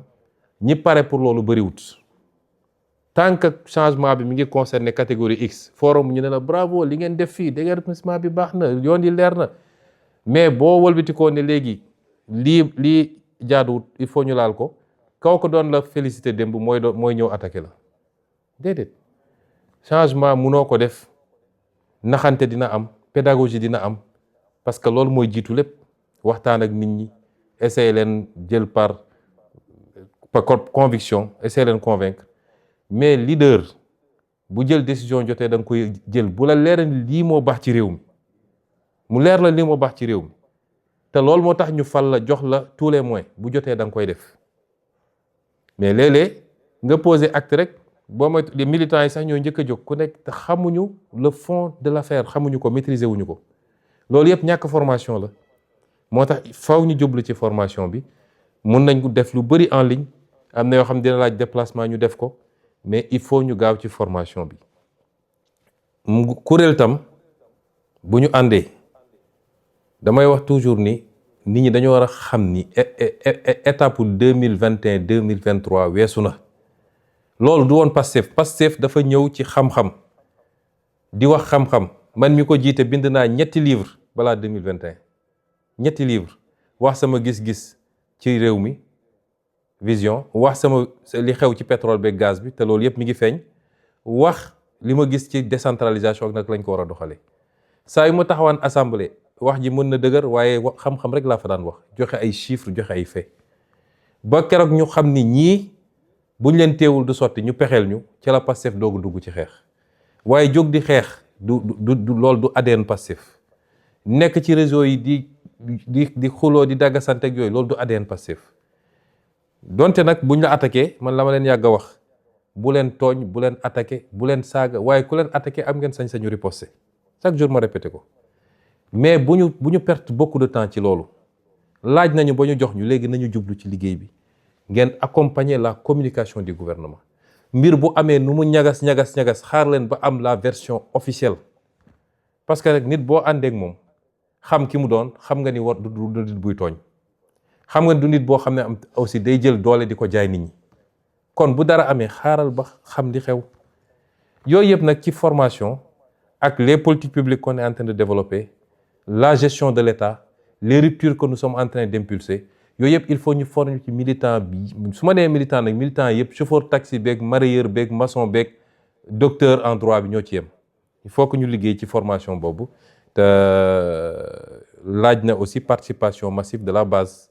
engagement de la base pour mun ci am résultat bi ñu bëgg ma jël question bi ci tegu. salaamaaleykum wa rahmatullah monsieur le président nuyu naa la nuyu militants yeeg internet yëpp di rafetlu aussi initiative bi voilà sans doute amoon na laaj yoo xam ne bëggoon nañ cee kii mooy ci acte 4 bi la décentralisation mais xëy na da nga si ñëw mais li ma gën a dëgëral ci question bi ma bëgg a laaj nii mooy sa introduction parce que dañoo xool ne actuellement le Sénégal forme à peu près 800 ingénieurs par rapport à nos écoles d'ingénieurs yi ñu fi am muy doon loo xam ne à peu près 1% là alors que standard yi ñoo ngi ba 5%. classe préparatoire aux grandes écoles yi daanaka 50 personnes rek la ñuy jël chaque année ci filière scientifique yi nga jëlaat encore ci statistique u bac bi on est autour de 16-17% ñi nga xam ne dañoo jóge ci série scientifique yi ñu bëggoon laaj monsieur le président ci seen taxawaay ak seen politique bi ngeen bëgg a jëm nu ñu mën a def aujourd'hui pour mën a yëkkati li nga xam ne mooy le taux de scientifique ci réew mi ngir mën a jëmmal aussi souveraineté bi ngeen di wax ak jëmmal orientation bi ñu bëgg ci géopolitique internationale bi ñu bëgg a jëm jërëjëf. jërëjëf Ablaye genre question yi moom daf may neex lool ndax dama bëgg léegi suñu débat Pastef ñu gën ko orienté ci yooyu daf may neex lool ma la ciy félicité parce que réew capital humain moo koy tabax réew mu la ëpp capital humain moo la gën a mën a avancer booy waxtaan ak chinois yi dañ la naan ñun chinois yi dañ koy wax tubaab yi nii wax ko américains yi nii ne leen ñun mënu leen ñu téye ndax benn ñoo leen ëpp ñoo leen ëpp li ñuy former ay ingénieurs par année les chinois forment des millions d'ingénieurs par année millions laa wax de c'est vrai que quand ils sont 1,4 milliard 1,3 milliard mun nañu former ay millions mais soo dajale woon àdduna bi yëpp li ñuy former ingénieur mennum Chine li muy former moo ko ëpp dañ la naan ñun mënalata ñu téye ndax ñoo leen ëpp ingénieur deuxièmement ñoo leen gën a bari lu ñuy liggéey chinois amul noppalu chinois amul temps bu mu ne ma ngay dem julli ji wala ma ngay lii mi ngi lii travailler 24 heures sur 24 ñii suñu liggéeyee ba guddi dem ñeneen ñi jël guddi gi ba fajar ci ñoo xam ne tey ñëpp xam nañ ñi ñoo jiitu ci àdduna ana ñun kon la question de la formation lay xew suñu université yi lu koy andi tey université Dakar lan moo ci gën a poser problème mooy tu as 30 000 étudiants ou 25 000 étudiants 25 000 étudiants yi boo ko jëlee yan fac ñoo constitué 80% yi fac lettres ak fac droit soo jëlee fac sciences yi boo leen dajaloon ñoom ñëpp gëwma ni mat nañu 5% ci université ba comment faire pour renverser cette tendance là mu commencé nag ci formation professionnelle balaa ngay wax enseignement scientifique formation professionnelle soo demee ay Japon ay Suisse ak yooyu xale yi dañ leen di teel a orienté li ëpp ci xale yi dañuy dem formation professionnelle teel a am métier mun a jublu ci liggéey fii ñëpp dañuy dem université moo tax nga gis ku mun a def 10 ans université te bu paree 10 ans yooyu boo ko tegee ne ko ban poste de travail laa xam ne su ma la tegoon tey fii nga liggéey mun naa liggéey il faut mu dem defaat beneen recyclage pour mun a liggéey wala mu def concours ñu formé waat ko 1 an ou 2 ans pour mu mun a dem liggéey moo xam day enseigner wala ENAM wala leneen ça pose problème et c'est ça qu'on est en train de faire le ministère de la formation professionnelle ñu ngi koy renforcer mooy li ma annoncé woon keroog Mbour avec la construction des nouveaux centres dans tous les départements l'enseignement scientifique c'est tout un programme bu ñuy teel a identifier les jeunes ak leur potentiel dès l'école élémentaire dès l'école primaire l'école élémentaire et cetera ñi nga xam ne ci mathématiques am nañ ci ay aptitudes ak wala les matières scientifiques ñu gën a soññ nit ñi ñu orienté vers ça ñaar yooyu boo ko cumuler entre la formation professionnelle nga xam ne tey nit mun na jàng métier mbay léegi dem nekk ci mbay mi kii mun na jàng métier wu élevage wala leneen ak leneen moo gën jël filière littéraire ba def ci bac plus nangam te suñ la nee liggéey mënoo liggéey réew mu la ëpp tey ma foofu laay daanelee ma jël réew mu mel ni Iran lan moo ko permettre mu résister boo war a mun a defar ay ngànnaay yoo xam ne ñu naan ay supersonique ak yooyu dafa teel a investir sur les ingénieurs bokk na ci réew yu ëpp ingénieur dans le Golfe kon ñun dañu war a inverser tendance boobu loolu bokk na ci suñu vision ak suñu programme te ñu ngi ko commencé dès à présent moo tax société léegi nag yi ñuy créer ak yeneen type formation yi c'est pour pouvoir travailler à inverser un peu cette tendance et créer beaucoup plus de scientifiques dans ce pays dans les métiers du numérique dans les métiers les plus poussés dans la médecine également dans l'intelligence artificielle les nouveaux métiers mais également dans les domaines classiques merci ci question boobu ñu jël ki ci tegu. asalaamaaleykum président ñu ngi ziar di la jox sa wàccu weeru koor. ñu lay ziar. ñaari question yi bu nga xam ne dañ ko bëggoon centré ci débat bi mooy état bi président dafa toogoon hôtel Méridien mu ne parti état la ñu wax tey ndax Pastef mu ngi sentir boppam influence Pastef ci dans la conduite des affaires de l'État et les orientations stratégiques gouvernement bi nga xam ne dañ ko war a doxal loolu Pastef président dafa mos a toog mu ne dafa war a nekk au cœur de l'État maanaam mooy état parti beneen laaj bi mooy taxawaay bi nga xam ne moom la premier ministre bi am ci gouvernement bi en tant que président Pastef loolu dafa war a nekk dans la continuité ak yan facteur la am ak influence ci primature bi nga xam ne dañ ko war a nekk dans la continuité comme leer nañu suñ président parti il va rester toujours à la tête de ce gouvernement jërëjëf. jërëjëf Saliou ci laaj bi daanaka ñaari laaj yi mun nañ ko tënk mu doon benn parce que c'est deux questions qui sont liées. Pastef mooy parti bi nga xam ne moom moo conquérir le pouvoir donte ba mu koy conquérir dissoudre nañ ko te loolu di wane rek doole ak capacité parti boobu donte biñ koy conquérir dissoudre nañ ko juridiquement waaye ñëpp xamoon nañ ni factuellement y a pas un parti plus existant et plus vivant que Pastef kon Pastef moo conquérir pouvoir bi ànd ceeg ay alliés waaye boo doon jël nu mu tudd 100 jàpp naa ni 90 yi wala lu ko ëpp Pastef la moom moo conquérir pouvoir bi moo tax Pastef moo war a nekk au cœur de la gouvernance parti bi conquérir pouvoir bi ku yaakaar ne mën nga gouverner sans ce parti là da ngay wax lu la neex mais mënul ne te malheureusement am na ñoo xam ne loolu la ñuy dox loolu la ñu essayé gëmloo ay nit ne leen on peut faire sans Pastef. Pastef est au cœur de la gouvernance par ñii nga xam ne moo ŋànk nguur gi parce que ki jiite réew mi di président Diomaye ba léegi dafa revendiquer ni Pastef la bokk loolu la revendiquer kii premier ministre moo jiite Pastef li ëpp ci ministre yi Pastef la ñu bokk député ya la ci ëpp Pastef la ñu plus de 80% de l'Assemblée Pastef lañu kon loolu kan moo xalaat ni mën nañu gouverner réew mi sans Pastef mu des nag lan mooy impact Pastef ci gouvernance bi man de tant que je serai premier ministre la gouvernance va refléter le combat de Pastef xeex bu mu jar nañ ko xeex ci biir la gouvernance va refléter lépp loo xam ne jàpp naa ni lii bokkul ak di taxaw ñuy xeex dinaa ne déet ba tëdd ci suuf te su ma ko mënee bloqué ko su ma ko mënee delloo ko tant que je serai premier ministre moo tax ma ne ñaari dafa lënkaloo lan mooy avenir u Ousmane Sonko dans le gouvernement man je vous ai toujours dit que je ne me focalise pas sur un poste particulier am na ñoo xam ne tey su bëggoon jot li ñuy dox mooy nu ñuy fexee ba Ousmane Sonko bañ a nekkati premier ministre parce que fileeg maa ngi fi la ñu bëgg mu yomb ci ñoom ay lobby la ay ba ci suñu biir ba suñu biir ma wax leen ko am na ñoo xam ne tey seen pexe su ba ngoor mu doon jot mooy dañuy dem sax di déyaate di wax lu ne waaye nañu fexe moom comme affaire am dafa métti mbir mi dafa dëgër et cetera dafa mel ni moom mooy président balaa may dee ñu ne premier ministre super fort man je suis pas un premier ministre super fort man maay le premier ministre bi gën a néew pouvoir dem leen ngeen jël le décret de répartition des services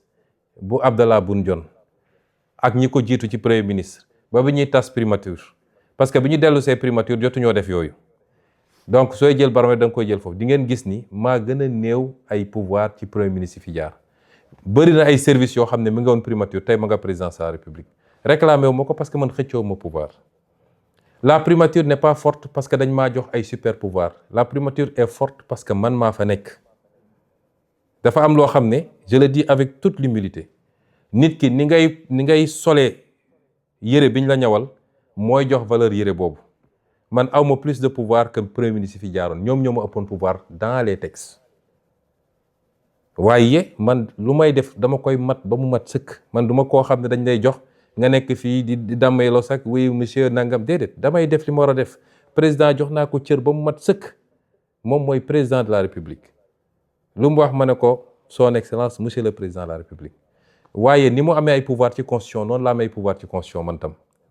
nit ñi dañoo foog ni premier ministre benn appendice la déedéet constitution da ko jox pouvoir il est le chef de l'administration il est le chef du gouvernement et il conduit la politique de la nation loolu kan moo ko ëpp cër lenn moo ci des mooy président moo yor décret mooy nommé bis bu ma woowee ne ma bëggatuma nga nekk premier ministre ma dellu toog mais je suis le premier ministre du Sénégal te dama koy xool leen premier ministre France wala feneen ak feneen est-ce que xam ngeen ni en France le président n'a pas l'initiative de la loi c'est le premier ministre qui définit la politique de la nation en France ñooñu ñoo ëpp pouvoir foofu ko suñu premier ministre yi am na ay réformes yu war a ñëw nee nañ dañuy changer lu bëri man réclamer mu benn pouvoir man li ma yor doy na ma sëkk te réforme buy amit parce que léegi damay dégg président de la République ne je veux un premier ministre super fort réforme du président de la République moom moo naan je veux un premier ministre bu mel nii wala ne réforme yi c'est pas pour le président c'est pour le Sénégal réforme yi suñ koy def duñ ko def parce que le président lii la bëgg ou le premier ministre lii la bëgg ou diw et aucun d'entre nous n'a le pouvoir seul de déclencher des réformes parce que sooy def réforme par exemple réforme constitutionnelle su dee da ngay jaar par la voie parlementaire assemblée nationale lay dem kan moo yor majorité assemblée nationale c'est Pastef président mënul def réforme sans Pastef bu dee da nga dem référendum kan moo yor référendum c'est le peuple qui va voter kon réforme yi du man maa koy bëgg mu nekk du président moo koy bëgg président day proposer il propose ces réformes parce que dañ ko fal ak programme mu ne Sénégalais lii ak lii laa bëgg a def bu ñëwee day def na lu baax woote na ay assises dajale Sénégal yépp ñu waxtaan bi mu paree yemul ci loolu dafa dajale ay kàngam ne leen assises yi dama bëgg ngeen liggéeyal ma defar ma ko ay textes mooy li mu annoncé keroog 31 décembre ñooñu def nañ ba pare day jël textes yooyu yóbbu ko assemblée nationale nag am sañ-sañu càmbar textes yi virgule par virgule c'est pas parce que président moo ko andi rek dañuy voter les yeux fermés bu ñu gisee ni doy na leen ñu voter bu ñu gisee doyu leen du ñu voter moo tax nag tant que ñu ngi fii am majorité bu confortable à l'Assemblée yàlla def ma chef de gouvernement ñu am un président boo xam ne président wu Pastef la gouvernance bi dafa war a sàpp Pastef bu baaxee ñu xam ni baax na on rendra compte au peuple bu bonee tam ñu xam ni bon na peuple bi jël ses responsabilités c'est comme ça que ça doit se passer bu demeewul noonu it parce que man j'ai pas de problème man poste premier ministre bi yàlla xam na ni la ma ci gën a ragal mooy su ma fi jógee parce que je dis avec humilité après 2 ans nous avons été un verrou contre énormément de choses le système chaque fois je le dis il est encore là te bés bu ma randoo mu def ne ma daan def man loolu moo ci sam problème man premier ministre jëluma ci salaire jëluma ci avantage suba ba ngoon jot damay liggéey ba bejaaw kon man je ne me focalise pas sur un poste particulier et je n'essaie pas de faire de l'ombre au président de la République le président de la République a son canal am ses attributions j'ai mes canaux kenn ku ne mën na exister sans pour autant que keneen ki bañ a exister su ñu jàppee ni pour que le président existe il faut que le premier ministre disparaisse foofu juum nañu chacun doit pouvoir exister de par les attributions qui sont les siennes mu mat ko sëkk def ko keneen ki jàppale ko ci mu réaliser li mu war a def et c'est comme ça que je vois les choses maintenant situation bi ni mu posé wu nii si le président est aligné à son parti le débat ne se pose pas si le président n'est pas aligné à son parti te ñu bokk di gouverner on est dans une situation que je qualifie moi de cohabitation douce une cohabitation douce parce que parti ba moo yor majorité Assemblée nationale moom jusqu'à preuve du contraire moo yor premier ministre ba keroog président ne premier ministre bëggatuma kon suñu demoon ba bokkuñu gis-gis ñu war a yore réew mi on est dans une cohabitation douce raisonnable et raisonnée suñuy contradiction ñu koy gérer di essayer seet li nga xam ne mooy les convergences ñu dem bu rupture amee on sera soit dans une cohabitation beaucoup plus corsée ou bien Pastef redevient un parti d'opposition Pastef amul problème ci lenn ci loolu mooy li ma wax rek à l'entame de mon propos Pastef est à l'aise dans sa posture dans la posture qui est la sienne parce que Pastef est quitte avec sa conscience fi mu waroon jaar ak ñëpp jaar na ko fa kon mon avenir dans le gouvernement n'est pas le plus important la ma ci ragal mooy conséquences dommageables yenn situation yi mën a am ci mandat bi nga xam ne c'est un mandat important ñu hérité d'un pays extrêmement difficile d'un héritage catastrophique ñu waroon takk suñu ndigg ñun ñëpp war a bañ a wone benn signe de dissension entre nous te population yi xaaruñu loolu ci ñun mais si on nous amène sur certains terrains on est obligé aussi de gérer parce que la ñu xeex ak l'intérêt de ce pays moo mag fuuf suñu jëmm kenn ku nekk ci ñun moo xam président nga tudd lañ la woowee moo xam premier ministre lañ la woowee moo xam honorable député moo xam monsieur le maire la nga xam ne moo taxaw ñu xeex ba ay bakkan rot ci moo ëpp jëmm yooyu fuuf moo ëpp sax république bi parce que république dafa war a nekk au service de cette vision et de cette cause pour qu'on réalise ce qu'on doit réaliser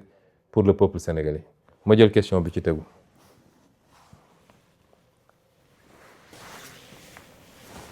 waaw bonjour monsieur le président. c'est Casimir. Bonjour Casimir. Donc damay wax au nom de toute la diaspora je pense qu'après 2 ans au pouvoir diaspora bi war na am benn rencontre ak yow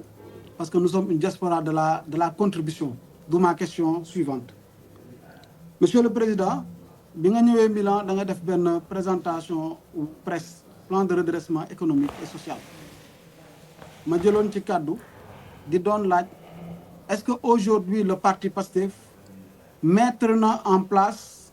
un réseau boo xam ne ni les entrepreneurs patriotes de la diaspora dinañ mën a ñëw renforcer liggéey bi nga xam ne da ngeen koy def au niveau des presse de la presse du plan de redressement économique et social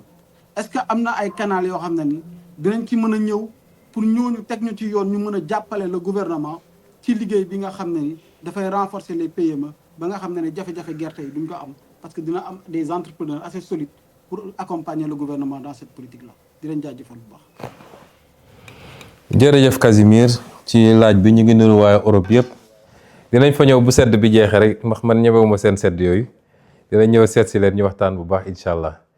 di leen féliciter encore ci seen taxawaay ndax ñëpp xam nañ diaspora bi li ñu taxaw ci liggéey bi ak ci xeex bi ñu ngi leen ci dellu féliciter bu baax. di wax tamit ni question bi nga laaj dafa am solo mais importance bi ñu jox diaspora bi ñëpp xam ngeen ko moo tax président Diomaye dafa teel a wax ni dafa bëgg ñu instituer la journée de la diaspora muy une première pour jëmmal symboliser un peu l'importance qu'on accorde à cette diaspora là journée boobu amoon na je crois le 17 décembre muy une première secrétaire d'État au Sénégal de l'extérieur xam ngeen liggéey bi mu ciy def mu am solo aussi Amadou Chérif Diouf nga xam ne ci yéen la bokk gis nga musuñoo am autant de responsables de la diaspora dans un gouvernement au Sénégal dans les responsabilités à toutes les responsabilités DG etc. loolu c'était pour montrer que vraiment la diaspora c'est pas seulement pour envoyer de l'argent mais compétence yaa ngi fii te war nañu mën a ñëw participer au développement de ce pays noonu lañ ko continuer soo seetloo sama communication conseil des ministres bi passé mercredi bii rek il y a 4 jours dama annoncé une initiative extrêmement importante pour la diaspora un fonds commun de placement immobilier pour la diaspora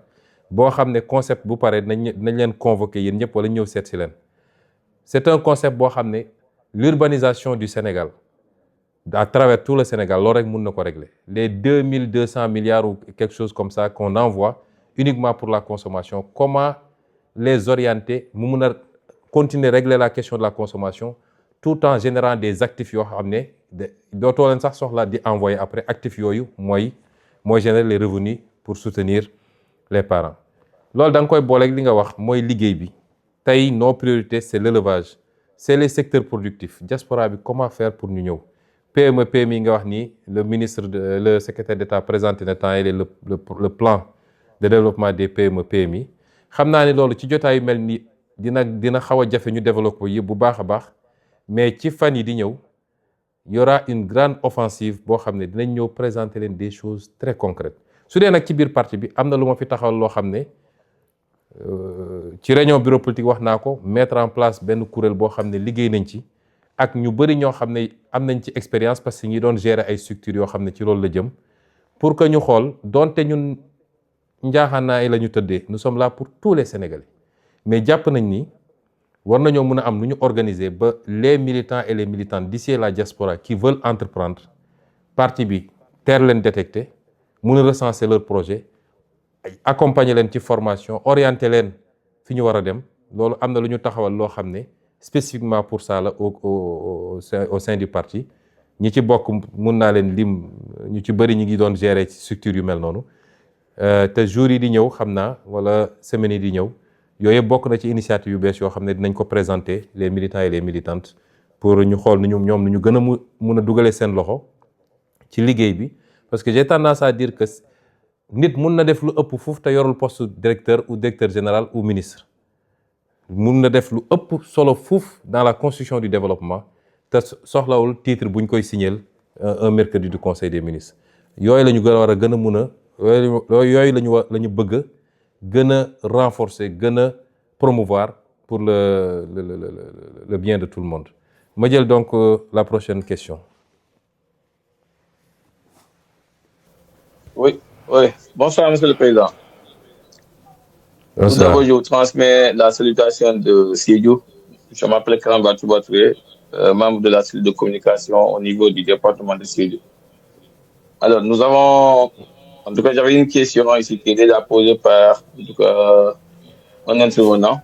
C'était concernant la vente des cartes de membres. Est-ce que maintenant, sinon, si vous me permettez, j'ai une autre question que je peux remplacer par la première question que j'avais. Allez-y, Karamba. Ok, merci, Monsieur le Président. Maintenant, Monsieur le Président, l'existence de la coalition Diomaye Président ne serait-il pas, en tout cas, une jurisprudence préjudiciable du parti? Que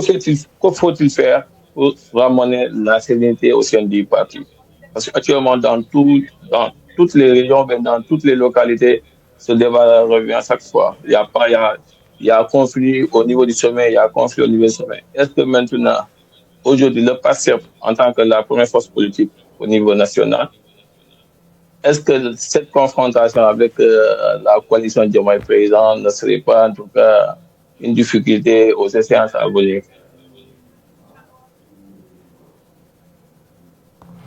Merci Karamba. Je crois que j'ai suffisamment répondu à cette question.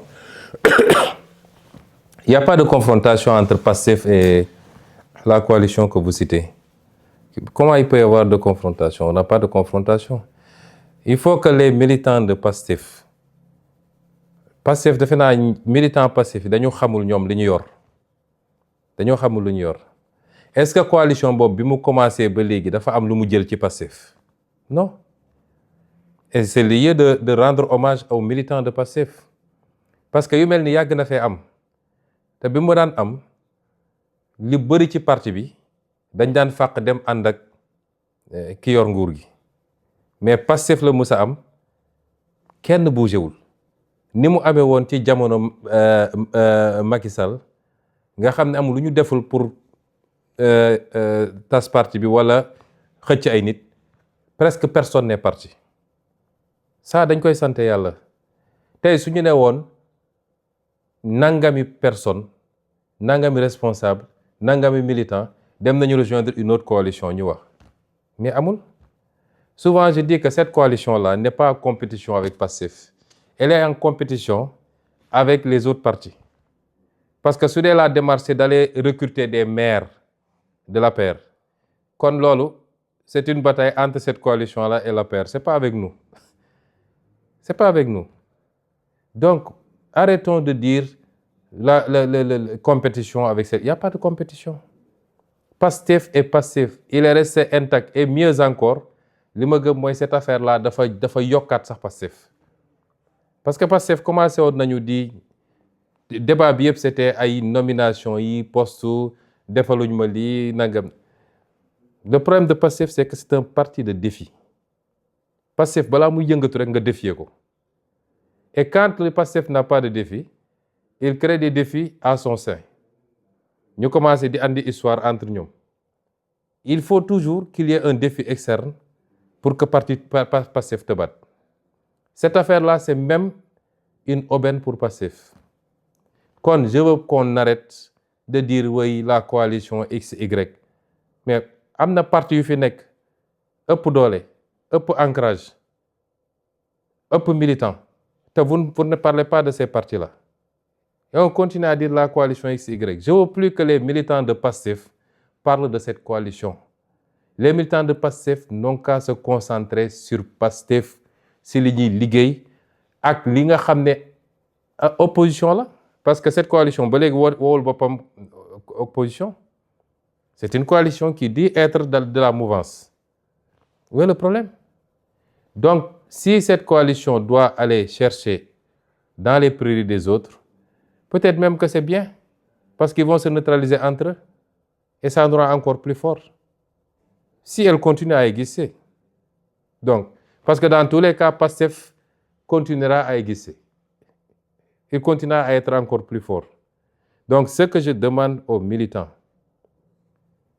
dañuy gis kenn, mais regardez ceux qui sont dans cette coalition-là. Kan moo ci mën a gagner benn cabine téléphonique? Donc, pourquoi vous perdez votre temps avec cette coalition? Concentrez-vous sur l'essentiel, mettons-nous au travail. Bu leen attaquer coalition ba, bu leen déglu, mettez-vous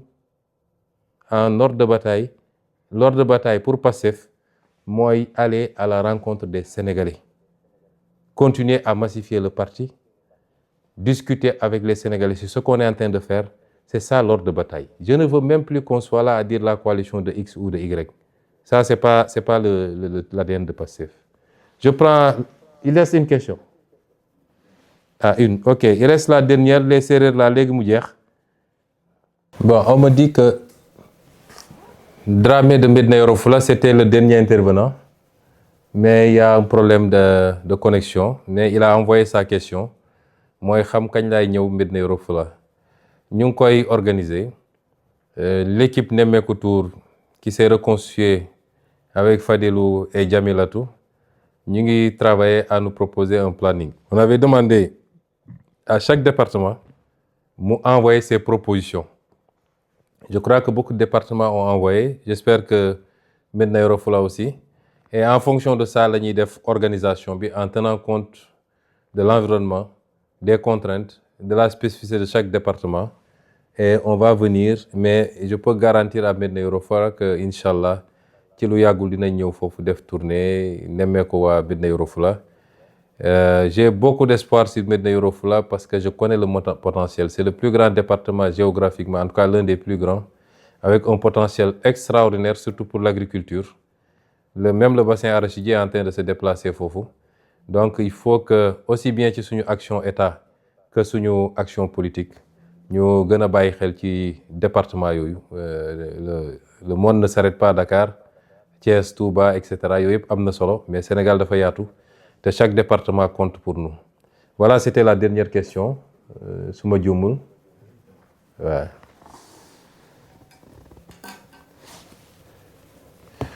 Donc, nous sommes au terme de cette première série, qui est une série qui a été importante. Nous nous organisons là, on va se bonifier au fur et à mesure. Mun na am ñàkkul ay rëcc-rëcc, mun na am ñàkkul ay manquements, c'est les aléas du direct. Toog waxtaan 2 heures de temps répondre ay questions c'est pas important waaye li ci amoon solo mooy jokkoo bi am beaucoup de questions ou de préoccupations yi ngeen am ngeen dégg la réponse de ma bouche te loolu amoon na ci solo di leen lancer un message de clôture. Nous sommes à la croisée des chemins. Nous sommes en train de faire des choses extraordinaires. Ce pays va changer, Inch'Allah. On fera tout ce qu'il faut. Un pays qui change nag boo xam ne dafa habitué woon yenn yi ba yàgg ci mënul nekk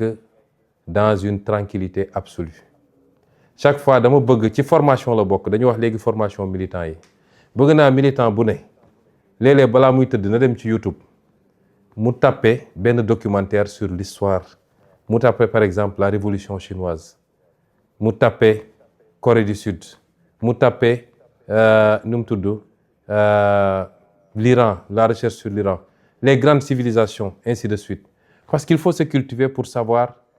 le comment. Ñun bokk na ci li ñu gën a poser problème di suñu gàllankoor. Tey soo doon laaj Sénégalais yi wax naa ko ci sama benn interview il y a 4 ans je crois ou 5 ans. Et c'est pourquoi il faut saluer les travaux du professeur Cheikh Anta Diop. Boo seetee yenn peuple yi li tax ñu doon quelle que soit difficulté da ngay gis ni peuple yu jàmbaar lañu, peuple yu gëm seen bopp, peuple yu mën a xeex. Tey li xew actuellement rek ci àdduna bi diggante Iran kële wane na ko. Mais c'est des peuples qui yoo xam ne dañu am fierté, dañu naan ñun suñu histoire ça date de 5000 ans, 8000 ans. La civilisation perse, la civilisation turque ottoman, les Ottomans, la civilisation occidentale base judéo-chrétienne, la civilisation chinoise nga xam ne dañ la naan depuis ñun bi ñuy tabax la muraille de Chine Europe ñi ngi amuñu woon sondel ñooñu dañoo gëm ni ñoom ñoo war a dominer monde bi ñun nag les différentes dominations et les acculturations traite négrière jaar na fi colonisation jaar na fi ñu bindal ñu suñu histoire nañu lii mooy seen histoire tey sénégalais boo ne avant colonisation avant Lat Dior avant Cheikh Amadou Bamba Aline Sitoé et cetera lan moo ne woon Sénégal il a du mal à t'expliquer loolu day déteindre moo tax ñu doon ñu oyof ku ñëw influencer ñu ci culture am ak gëm-gëmam loolu la ñu war a combattre et pour ça il faut qu'on soit des hommes et des femmes solides des hommes et des femmes qui croient en quelque chose en des valeurs des hommes et des femmes qui doivent comprendre que musul am changement structurel dans le monde sans sacrifice lii di xew yëpp ku nekk di laajte jox leen ma tout de suite mooy li ma naan ñëpp bëgg nañ changement mais kenn bëggul changement bi démarrer par moom ci réew moo xam ne wax naa léegi benn exemple bu simple ñii di guerre ñi benn missile bu ñu envoyé rek benn missile peut-être c'est le tiers ou le 10e du budget du Sénégal ñun dañoo bokk ci réew ñu gën a ndóol ci àdduna travaillons à construire d'abord la richesse da nga koy tabax ba pare lii ñuy xeex annoncé naa leen keroog nii lay suñu alal te ñun nangu ko ci ñun faw ñu fexe ba mu dellu siwaat muy xeex bu métti bu ñuy xaar ci phosphate bi ci pétrole bi ci waaye nag nee naa leen ni dinañ ko récupérer te su ma leen ko waxee dinañ ko def loolu mooy les grands enjeux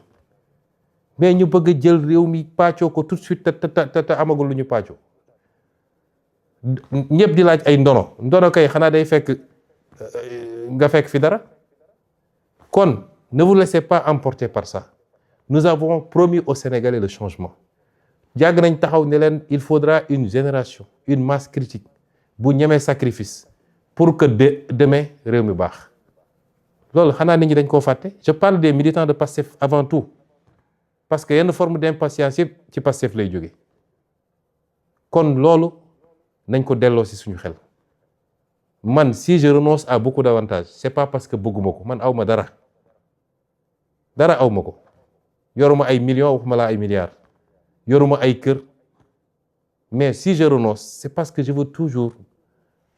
me donner comme exemple ñu xam ne dañoo war a sonn pour réew mi baax